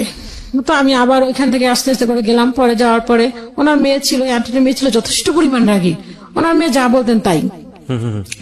তো ওইখানে গেলাম, ওই আপুটার সাথে মিললো না আমার। আচ্ছা হ্যাঁ, ওই আপুটা যথেষ্ট পরিমাণ রাগী এবং খুব বদমেজাজি টাইপের একটা মেয়ে। ওকে। তো এখানে কাজ করলাম, কয়েকদিন কাজ করার পর ওনার সাথে আমার সাথে খুব আর কি রাগারাগি হলো। তো রাগারাগি হওয়ার পর ওনার কাছ থেকে, আমিও তো ছোট ছিলাম, খুব রাগান্বিত ছিলাম আমিও। তো আমি ওনার কাছ থেকে চলে আসলাম। চলে আসার পরে এখন আমি কি করব, এখন তো আমাকে একটা কাজ খুঁজতে হবে। ওখান থেকে যে আমি কাজ শিখছি, আমি ভয়ে বেরোচ্ছি না যে আমি যে কাজটা শিখছি, কিন্তু আমি ওখান থেকেও কাজ করতাম, দেন বাসায় এসেও আবার টুকটাক কাজ করতাম মেশিনে। দেখা যায় 9টা পর্যন্ত এসে আবার 10টা পরে কাজ করতাম, রাত 2টা-3টা পর্যন্ত করতাম, করে আবার ঘুমাইতাম, সকালে উঠে আবার যেতাম, এরকম আর কি একটা ইয়া ছিল আমার। তো ওখান থেকে বের হবো ভাবতেছি কোথায় যাব, কি কার কাছে যাব, আর এই কাজটা আমার ভালো কি না খারাপ, আমি কি করে কাজ করব। একা একা চিন্তা করতে করতে একটা টেলার আবার যোগাযোগ করলাম যে ভাই আমাকে কাজে নিবেন, তার ওই এলাকাতেই ছিল। তো এখানে যাওয়ার পরে বললো যে আপনি কি সব কাজ জানেন? আমি টুকটাক বললাম হ্যাঁ আমি সব কাজ জানি। তো ওরা আমাকে নিল, নেওয়ার পর আমাকে 1000 টাকা স্যালারি ধরলো। তো 1000 টাকা স্যালারি ধরার পরে আমাকে বলে প্রোডাকশনে কাজ করতে হবে, যত পিস কাজ করবেন দেন তত পিস টাকা হবে। তো আমি বললাম যে এটা তো আমি কখনো করি নাই, ঠিক আছে করে দেখি, ট্রাই করে দেখি। তো আমি করলাম, কয়েকদিন করার পরে দেখলো যে না আমি টুকটাক করতে পারতেছি, অত যে আহামরি করতে পারতেছি তা না। তো করলাম, করার পর ওখানে দেখলাম যে আর কি কাজের প্রত্যেকটা কাজের ক্ষেত্রেই তো একটা মানুষের ভালো মন্দ থাকে। তো দেখলাম ওখানে ভালোটা দেখা যায়, একটা কাজ করলাম ভালো না হলো খারাপ হলে দেখা যায় বেশি ওইটাকে মেশিন করতো, প্রাধান্য দিত যে হ্যাঁ আমি ভালো কাজ করতেছি না এই সেই। তো ওইখান থেকেও চলে আসলাম। চলে আসার পর এখন চিন্তা করছি কি করব। তো একদিন একটা লোক বললো যে তুমি ওই একটা কারখানায় ঢুকলে তোমাকে প্রতি মাসে 2000 টাকা স্যালারি দিবে, তুমি কি ওখানে করবা? তখন আমি চিন্তা করলাম 2000 টাকা স্যালারি তার মানে অনেক টাকা, আমার কাছে মনে হয় 2000 টাকা মানে অনেক টাকা। আমি মহা খুশি। 2000 টাকা মানে তাহলে আব্বাকে আমি 1000 টাকা দিয়ে 1500 টাকা দিব, 500 টাকা করে আমি রেখে দেবো, আমি এটা চিন্তা করলাম। তো ওইখানে কোনো কারণে হয়নি। তা আম্মা আমাকে দিল না, যে ছেলে মানুষ, ওখানে ছেলে মানুষ, ওখানে কারখানা, ওখানে অনেক ছেলে মানুষ থাকবে, কি না কি হবে, যাওয়ার দরকার নেই, এত বেশি টাকার দরকার নেই, তুই যেখানে আসিস সেখানেই থাক। তো ওখানে আবার রয়ে গেলাম, ওখানে মহিলা ছিল, আপুটা আসতো সবসময় দোকানে বসতো, কাজ করতো, ফলো আপ করতো। তো এরকম করে ওখান থেকে এক পর্যায়ে ওখান থেকে চলে আসলাম। চলে আসার পরে এখন আমি চিন্তা করলাম যে না আমি তো এখন মোটামুটি কাজ জানি, হ্যাঁ এখন আমি ঘরে টুকটাক করতে পারি। এদের ভিতরে এক আন্টি আবার আমাকে কিছু বিভিন্ন আর কি একটা আন্টি বললো যে ও মেয়েটা ভালো কাজ জানে। তো আন্টি আমাকে ট্রায়ালের জন্য কিছু কাজ দিল, দেওয়ার পর দেখা যাচ্ছে আমি জবও করতাম, দেন ওই আন্টিদের কিছু বাসায় বাসায় গিয়ে কাজও আনতাম, এনে বাসায় কাজ করে আবার দিতাম। ওইটা আমার একটা এক্সট্রা ইনকাম ছিল। তো ওরকম করে করতাম, করতে করতে আব্বু আমাকে তখন আর কি এই আব্বু হেল্প করা শুরু করলো আমাকে। দেখা যাচ্ছে আমি কাজ করে আসছি, আমাকে ওই মেশিনের কিছু কাজ যদি হেল্প করা লাগতো সে আমাকে হেল্প করতো, হাতে কাজ টাজ করা লাগলে হেল্প করে দিত। তখন আর মুভমেন্টটা তার চেঞ্জ হয়ে গেল। দেন এরকম করতে করতে দেখা গেল যে আব্বু ওই আম্মুর সাথে টর্চারিংটা কমলো না। দেখা গেল তেল দিত হিসাব করে, চাল দিত হিসাব করে। তা আম্মু কি করতো, যতটুকু ইনকাম করতো তো দেখা যাচ্ছে যে যতটুকু তেল হিসেব করে দিত ওইটুকু তো হতো না, তা আম্মু যে ইনকাম করতো ওই টাকা দিয়ে আব্বুকে সব টাকা দিয়ে দিয়ে কিছু টাকা রেখে দিত, ওই টাকা দিয়ে আম্মু আবার তেল টেল কিনে আম্মু আবার ওখানে পোড়াইতো। তো এরকম এক পর্যায়ে করতে করতে আমি একটা দোকানে ঢুকলাম যে আমি কাপড় কাটিং করতে পারি, যাকে বলে কাটিং মাস্টার। ওকে। তো কাটিং মাস্টার বেতন হবে কত, বললো যে বেতন হবে তোমার 3,000 টাকা। আচ্ছা। হ্যাঁ, তো 3,000 টাকা, কিন্তু ওখানে অপশন হচ্ছে কাটিংও করতে হবে, দেন সেলাইও করতে হবে, দুইটাই করতে হবে। তা আমি বললাম যে হ্যাঁ আমি করবো, সমস্যা নেই। তো এখানে বললো যে ঠিক আছে, ঢুকলাম 3,500, তখন 3,000 টাকা ঢুকলাম। আমি বললাম যে পরে কিছুদিন পর বললাম যে না আপু আমাকে একটু বাড়াই দিতে হবে, তখন আমাকে 500 টাকা বাড়ালো। বাড়ানোর পরে ওই আপুটার আসলে দোকানটা ভালো করে চলতো না, কারণ আমি তো যেটা সত্য কথা তখন তো ভালো করে যা কাজ জানতাম না, একটা কাস্টমারকে কিভাবে হ্যান্ডেল করবো ওভাবে ভালো আমি করতে পারতাম, ভয় পেতাম যে কাজটা ভালো হচ্ছে না খারাপ হচ্ছে, আমাকে কাস্টমারকে কমপ্লেন করবে, এইটা চিন্তা করতাম, ভালো করে পারতাম না আর কি। তারপর সাহস করতাম যে না আমাকে এটা করতে হবে। তো আপু আমাকে এক সময় বললো কি যে দেখো দোকানটা তো চলছে না, দোকানটা তোমার, তুমি একটা কাজ করো, তুমি দোকানটা কিনে নাও। দোকানটার দাম ছিল 60,000 টাকা আর কি, সবকিছু নিয়ে 60,000 টাকা আমাকে দিতে হবে। তো আমি বললাম আপু, তখন আমার চিন্তা হলো যে আমি তো কাজই মনে মনে ভাবলাম, আমি মোনাকে বললাম না যে আমি তো ভালো করে কাজই জানি না, আমি 60,000 টাকা নিয়ে দোকান ভাড়া কিভাবে দিব, দোকান ভাড়া গল্প এটা। হ্যাঁ আমি তো আপনার জন্য এই 60,000 টাকার হিসাব কত সালের এটা? এটা হচ্ছে আপনার 2005-এ। 2005। হ্যাঁ, ও সরি, এর মাঝখানে আমি কথা ফেলে আসছি। সেটা হচ্ছে এই পর্বটার আগে হচ্ছে, সেটা হচ্ছে যখন আব্বু আর কি আমি কাজ করা শুরু করলাম, তো আব্বুকে দেখলাম কি সারাক্ষণই ঘরের ভিতরে এসে দেখতাম ওই টর্চারিংটা, আম্মুকে মারতো বা আম্মু দেখা যাচ্ছে যে রাতে ভাত খেত, লাইট অফ করে ভাত খেত, সকালে কোনো শব্দ করতে পারতো না। আম্মু যে সকালে অফিসে যাবে, এদিন আম্মা এর মাঝখানে আবার আম্মা একটি স্কুলে জব হলো, তো আম্মু সকালে যে ভোরবেলা রান্না করে রেখে যেতে হবে, আম্মু কোনো শব্দ করতো না আর কি, মনে হচ্ছে যে ঘরে পিঁপড়া আওয়াজ করতে পারবে, দেন আম্মু আওয়াজ করতো না, এরকম একটা পর্যায়ে। তো এক পর্যায়ে এরকম একটা করতে করতে টর্চারিং করতে করতে আমি আম্মুকে একসময় বললাম যে মা একটা কাজ করো, আমার না ভালো লাগে না, আমি সারাদিন কাজ করে এসে যদি দেখি এরকম ভাবে আব্বা গ্যাঞ্জাম করতেছে, ভালো লাগে না, তুমি একটা কাজ করো আমরা আলাদা হয়ে যাই। তা আমি কয়েকবার চেষ্টা করছি যে আলাদা হয়ে যাব, কয়েকবার বের হয়ে গেছে, একবার বের হয়ে গিয়ে একটা মেয়ের সাথে বলছে, কথা বলছে যে আমি চলে যাবো, থাকবো না। তো মামা বললো কি জানো তুই কই যাবি, আমার মামা আমাকে সবসময় সাপোর্ট দিত, আর এই কাজের পিছনে সবচেয়ে বেশি সাপোর্ট হচ্ছে আমার মামার, সব থেকে অবদান মা এবং মামা। তো মামা বললো যে ঠিক আছে তুই কই যাবি, তো মা আব্বা এরকম করতে করতে আম্মা বললো যে ঠিক আছে তাহলে আমরা আলাদা হয়ে যাব, আমরা থাকবো না এখানে। তো এক পর্যায়ে আব্বা কি করলো তখন আর কি, রাতের বেলা আম্মা যেটা বলছে যে সে ওই যে জর্দা আছে না, জর্দা খেয়ে ফেলছে, সে মারা যাবে, আম্মু চলে গেলে। আম্মুকে এরকম ভাবে কসম কাটলো যে আমি কোনোদিন তোমাকে ফেলে চলে যাব না। হ্যাঁ, তো আম্মা এতই একদম নরম একটা মানুষ যে সে যদি একবার বলে, যদি বলেন যে না আপনি এই কাজটা করবেন, সে ওইটা খুব সরম্য বিশ্বাস করে নেবে। আচ্ছা। তা আম্মা ওইটা বিশ্বাস করে নিল, করার পর দিন আবারই সেই একই অবস্থা, টর্চারিং শুরু, কোনো এর থেকে আর কোনো বিকল্প কোনো কিছু হইলো না।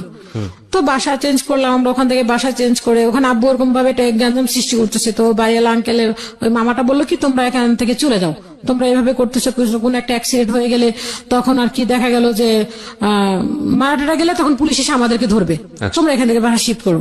দেন আব্বু এরকম গ্যাঞ্জাম সৃষ্টি করতেছে, আমার ভাই আবার এর মাঝখানে একটা মেয়ের সাথে রিলেশন করলো, তোরা খুবই ছোট, ওইটা নিয়ে অনেক কিছু তট, ওরা ওই মা ওই মামিটার মাও আবার ওই মামিটা বিচার দিল বাড়িওয়ালাকে। তো এই সবকিছু মিলে বাড়িওয়ালা বাসা ছেড়ে দিতে বললো, দেন আমরা বাসা ছেড়ে দিলাম।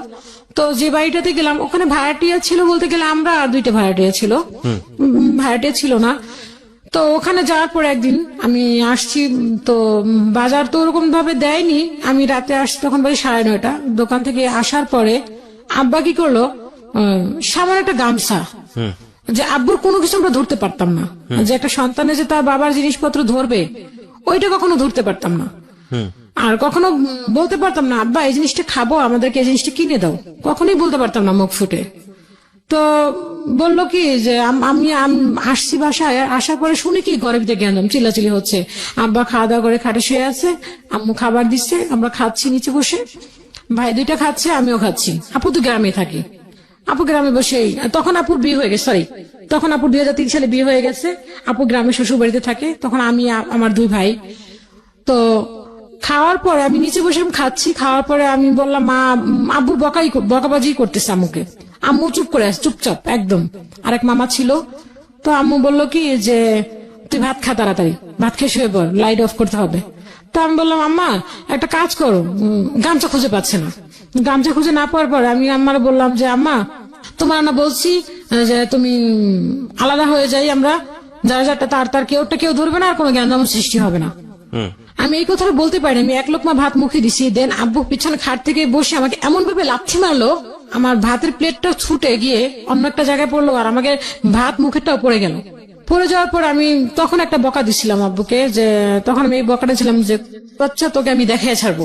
বাবাকে বলেছিলেন? হ্যাঁ, তখন আমি এই জীবনে আমার মা এবং বাবাকে, মাকে তো কোনোদিন কথাই বলিনি, বাট বাবাকে এই জীবনে ফার্স্ট টাইম, বাবার চোখের দিক তাকে কথা বলতে পারতাম না, তো ঘর থেকে বের হয়ে গিয়ে এই কথাটা বলছি যে তুই সারা জীবন আমাদেরকে জ্বালাইছিস, আজকে তোরে দেখাই ছাড়বো, তুই আর একটা মার দে আমাকে। তখন আব্বা কি করলো, যে গালিটা শোনার পরে আমি দৌড়ে গিয়ে আমি আর একটা ঘরে ঢুকছি। ঢোকার পরে আব্বা কি করলো, লাঠি, এমন একটা লাঠি নিচ্ছে, ওই লাঠিতে যদি আমাকে একটা বাড়ি মারতো, দেন আমাকে আর থাকার মতো কোনো পসিবল ছিল না আর কি। আম্মাকে এমন ভাবে বাড়ি ছাড়ছে যে আম্মা ওই মুহূর্তে বাড়িটা যদি পড়ে তাহলে আম্মা তো শেষ। আম্মা তাড়াতাড়ি করে দৌড়ে রাস্তায় উঠলো, আর আমি ওই রুমের ভিতরে দরজা লাগাই দিলাম। দেন ওই দরজা ভাঙা শুরু করতেছে, দরজা ভাঙতেছে, ভাঙার পরে এখন ওই দরজা ভাঙতে পারছে। পরে ওই যে ওই লোকের, ওই রুমের যে ওনার লোক হাজবেন্ড ছিল, উনি সামনে এসে খালো আপনি কি করতেছেন, আপনি কেন আমার রুমে দরজা ভাঙতেছেন? এখন আমাকে না পেয়ে কি করলো, আমার মেশিনটাকে ভেঙে ফেললো, আমার মেশিনটাকে ধরে একদম পুরো জায়গায় ফেলছে, মেশিনটা পুরো খুলে টুলে অস্থির। পরে আমার মামা ছিল, ওই মামাটা কি করলো, ওইটা বাঁচাইলো, বাঁচানোর পরে আমাকে ঘর থেকে বের করে দিল। দেওয়ার পরে আমি কি করলাম, ওই রাত ওই বাসায় ছিলাম, ওই ফ্লোরে শোয়া, ওদের বিছানা আর কি একটা কাঁথা দিল আমাকে, তো ফ্লোরে শুয়ে রইলাম।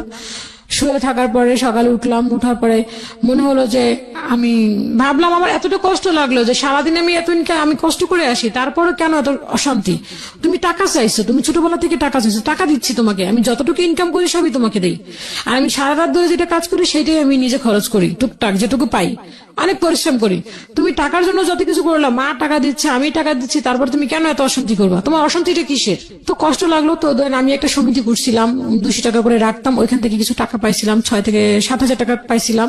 ওই টাকাটা ছোট মামাকে দেওয়ার কথা ছিল, ওই টাকা মামা ব্যাংকে রেখে দিবে, আমার জন্য একটু ডিপিএস করছিল, তো মামাকে টাকাটা দেওয়ার জন্য আমি রেখে দিছিলাম। তো ওই টাকাটা নিয়ে আমি কি করলাম, আমি আর থাকবো না, আমি আব্বার কাছে আর থাকবো না, আমি বাসা থেকে বেরিয়ে হয়ে যাবে এখন। তো বের হয়ে গেলাম, বের হয়ে গিয়ে আমি একটা পাশের বাড়িতে, ওখানে মেবি মনে করেন 18 না 20টা ঘর ছিল, ওই বাড়িতে আমি একটা রুম রাখলাম। রুম রেখে 18,000 টাকা ভাড়া ছিল রুমটার। তো রাখলাম, আমি তখন মা ছিল না বাসায়, মা তো চলে গেল অফিসে সকালবেলা। আমি এইটা কাজ করলাম, আমি দোকানে আর গেলাম না, না গিয়ে আমি এই কাজগুলি করলাম। আমি আর থাকবোই না, আমার কথা হচ্ছে আমি থাকবো না, আমি দেখতে দেখতে এখন অতিষ্ঠ হয়ে গেছি, আমার পক্ষে আর সম্ভব না, আমি ইনকাম করে খাই, তাহলে আমি কেন তার কাছে থাকবো? তো এরকম করে করতে করতে পরে লাস্ট মোমেন্টে আমি চলে গেলাম, আব্বা তখন কাজে চলে গেল। যাওয়ার পরে আব্বা আসলো, সে যে কাজে গেল, কাজে থেকে কাজ করলো না, সে চলে আসলো বাসায়। বাসায় চলে এসে সে কি করলো, আমি তো জাস্ট চলে গেলাম, আমি রুম রাখছি, জাস্ট বলে আসছি, আমি অ্যাডভান্স টাকা দেইনি, জাস্ট আমি কথা বলে আসছি। আব্বা এসে কি করলো, আমার ঘরের যে কাপড় চোপড় যাচ্ছিল, আমি নিজের টাকাতে যেটুকু কেনাকাটা করছি, আর ওই জিনিসগুলি, ঘরে কোনো কিছু কিনতো না, সে বলতো আমার ঘরে কিছু লাগবে না। বলতাম যে না আব্বা, একটা গ্লাস কিনি, একটা কিনি, মানুষ আসলে কি বলবে, ঘরে তো একটা পরিবেশ দরকার আছে, আমার কোনো কিছু দরকার নেই। তো আমি কিছু টাকা জমাইয়া মামাকে দিয়ে জিনিসগুলি কেনাইতাম, একটা মানুষ আসলে তো আমাকে একটা গ্লাস পানি দেওয়ার জন্য একটা গ্লাস প্রয়োজন আছে আমার। তো ওই জিনিসগুলি আব্বা আমাকে দিয়ে দিল। আমি বললাম যে এই জিনিসগুলি আমার, সে আর কিছু বললো না, ওই জিনিসগুলি নিয়ে আমাকে বের করলো। দেন আমি একটা বিছানার চাদর কিনছিলাম। তো বিছানার চাদরটা কেনার পরে আমি যে আব্বা যে একটা চাদর কিনছিল, আমার বড় আপু আসার পরে ওই চাদরটা কেনার পর, আপু যে চাদরটা কিনছিল আব্বুর টাকা দিয়ে, ওই চাদরটা তখন বিছানায় বিছানো ছিল, খাটে বিছানো ছিল। আর যে আমি যে একটা নতুন চাদর কিনছি, চাদরটা ছিঁড়ে গেছিল আর কি, হালকা পাতলা ছিঁড়ে গেছিল। তো ওই আমি নতুন চাদরটা যখন নিচ্ছি, নিয়ে আমার কাপড় চোপড় ভাঁজ করার জন্য আমি গিট্টু দিব, তখন আমার ভাই দুটাকে বলতেছে ওই চাদর রাখ। তার বললাম কেন ওই চাদর দিব, তো আমি নিজে কিনছি, আমি সামনে দাঁড়ায়। তো বললো যে ওই চাদর, মাঝখানে আমার কাপড় চোপড় নিতে দিবে না, আমার কিচ্ছু নিতে দিবে না, ঘরের সবকিছু রেখে দিবে। তো আমি বললাম এগুলো আমার জিনিস কেনা, আমি কেন আপনি এগুলি রেখে দিবেন? তখন আবার আমাকে মারতে আসতেছে। তখন ওই বাড়ির ভিতরে একটা ছেলে ছিল, ওই ছেলেটা আমাকে পছন্দ করতো, বাট আমি জানতাম না। তো ওই ছেলেটা আমাকে এমন ভাবে গাইড দিচ্ছিল, এলাকার মাস্তান টাইপের একটু ছিল, ওকে মনে করেন বিভিন্ন পুলিশ আর্মি র্যাব এগুলো ধরতো। তো ও খুব শেল্টার দিল আমাকে। ও তখন দরজার সামনে দাঁড়িয়ে বললো আপনি কোনো কথা বলবেন না, ওর জিনিসপত্র নিয়ে যাবে। তো নিয়ে যাওয়াতে ওই তখন চাদরটা আমার বললো যে এই চাদরে ঘুমাইছে না, এই চাদর কেন নিবে, এই চাদর নিয়ে যাবে, এইটা নিয়ে যাবে, এটাও ঘুমাইছে না, এটা ওর চাদর না, ঘুমাইয়া শিখছে কেন। তো আমি কিছু বললাম না, আমি ওই চাদর নিয়ে ওইগুলি নিয়ে আমার পাতিল, আমি একটা পাতিল কিনেছিলাম আর কিছু কাঁচের জিনিস কিনেছিলাম, ওগুলি নিয়ে আমি চলে আসছি। আসার পরে বাইরে বের করে দিল, তো আমার সবকিছু বের করে দিল। তখন আমি কি করবো, তখন চিন্তা করলাম আমি কি করব। কোথায় যাবে? তো রুম তো রাখি না, আর একটা মেয়ে মানুষ একটা রুম রাখবো? তখন আমি একটু চিন্তা করলাম, একটা মেয়ে মানুষ রুম রাখবো, ওখানে আমি থাকবো কি করে? এতগুলি ভাড়াটি একটা মেয়ে মানুষ থাকা কি সম্ভব? তো ওই যে ছেলেটা আমাকে পছন্দ করতো, তো ও কি করলো, ওইগুলি নিয়ে সব ওর রুমে রাখলো। ওর রুমে রাখার পরে কি করলো, আমি যখন মা আসলো, মা আসার পরে বললাম যে মা এরকম এরকম আমার ঘর থেকে বের করে দিচ্ছে, আমি কি করব? আমি রুম রাখছি ওই বাড়িতে, ওখানে আমি থাকবো। তুই ওখানে থাকতে পারবি? তাই বলে আমি থাকতে পারবো, কোনো সমস্যা নেই। পরে গেলাম, তখন গেলাম ওর বাড়িতে, গিয়ে রুম রাখলাম। রাখার পর ওদের সাথে কথা বললাম। তখন আর কি যে আম্মুর যে আর ওই যে খাট একটা ছিল ঘরে, আর একটা যে সুকের ছিল, ওইটা দিয়েছিল ওই যে মামাটা আমাদের যে মামিটা অনেক করতো, আমাকে বলছিল জব দিবে, ওই মামা ওই নানুর খাট, ওই নানুর সুকেস, এগুলি দিয়েছিল আম্মুকে। ওগুলি আম্মুর জিনিস, তাই আম্মুকে দিবে না। আম্মুর কোন একটা শাড়ি দিল না, আম্মুর কোন একটা কিচ্ছু দিল না, সবকিছু রেখে দিল আম্মুর। ভাইদের জিনিসপত্র দিল না। তো আমি একা গেলাম, আমি গিয়ে করলাম, তো আমার জিনিসপত্র যেগুলো ছিল সবকিছু নিয়ে গেলাম। আপনার প্ল্যান কি ছিল? আপনি বাসা থেকে বের হয়ে কোথায় যাবেন? বাসা থেকে গিয়ে প্ল্যান ছিল কি, আমি এখানে থাকবো না, আমি রুম নিয়ে আমি একা থাকবো। যে কোনো জায়গায় চলে যাবো, বাট এখানে বাসায় না, আমি আব্বুর কাছে থাকবো না। আমার টার্গেট হচ্ছে যে আমি সারাদিন কাজ করি, উনি টাকা চাইছে, টাকা দিচ্ছি, বাট সে কেন এখন আমাকে এরকম ভাবেই করবে?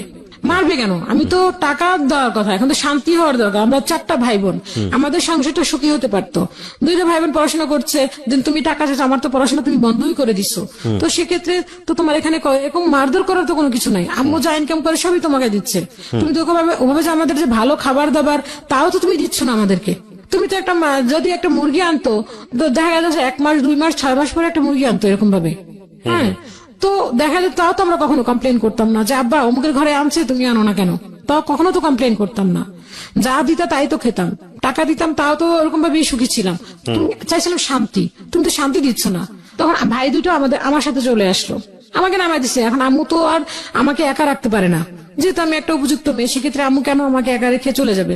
আম্মু আমার সাথে চলে আসলো। আম্মু চলে আসার পর 2টা ভাইও চলে আসলো। রাতে ঘুমাতাম কি করে, কিছুই দিল না। ফ্লোরে, শুধু ফ্লোরে আমার ভাইদের ব্যাগ ছিল, দেন আমার কিছু টুকরো কাপড় ছিল, জামা ছিল, ওগুলি মাথায় দিয়ে ঘুমাতাম। তো এক পর্যায়ে দেখা গেল কোনো কিছুই দিচ্ছে না, আমাদের প্লেট গ্লেস আম্মু যেগুলি রাখছে ওগুলো কিছুই দিবে না। কি করলো, ওই মামাটাকে ডাকলাম। ডাকার পরে ওই মামা আসলো, আসার পরে ওই মামা সালিশি করলো, বললো যে তুই এগুলি আব্বুকে বলো, তুমি এগুলি কেন রেখে দিচ্ছ? এগুলো তো আমি দিচ্ছি, এগুলি আমার মায়ের জিনিস, ওকে দিচ্ছি, তুমি এগুলি কেন রাখলো? ওকে তো আমি যেতে বলি নাই। আমার আম্মুর কথা বলো, ওকে তো আমি যেতে বলি না, যেতে বলছি ওকে, ও চলে গেছে। ও কেন গেল? ও যাবে না, ও থাকবে, ও যাবে। হ্যাঁ, এই কথা বলার পর আম্মু বললো এটা কেমন, মামাটা বললো এটা কেমন কথা, যে তোমার এত বড় একটা উপযুক্ত মেয়েকে তুমি ঘর থেকে বের করে দিছো, তাহলে ও কোথায় যাবে, ও কোথায় থাকবে? তো এরকম এক পর্যায়ে দিলই না দেওয়াতে সে লাস্ট মোমেন্টে কি করলো, পরে মামা বললো যে তুমি যদি এগুলি না দাও, আব্বুর নাম ধরে বললো, তুমি যদি এগুলি না দাও তাহলে কিন্তু খুব খারাপ পর্যায়ে চলে যাবে, এগুলি সবকিছু দিতে হবে। তো মামা যখন হুমকি দিল, তো ওই মামারা ওই এলাকার স্থানীয় আর কি, অ্যাকচুয়ালি স্থানে মানে বাড়ি করছে, ওই ফার্মগেট এলাকাতে বাড়ি আছে ওনাদের। তো ওই হুমকির ভয়ে বললো কি যে ঠিক আছে।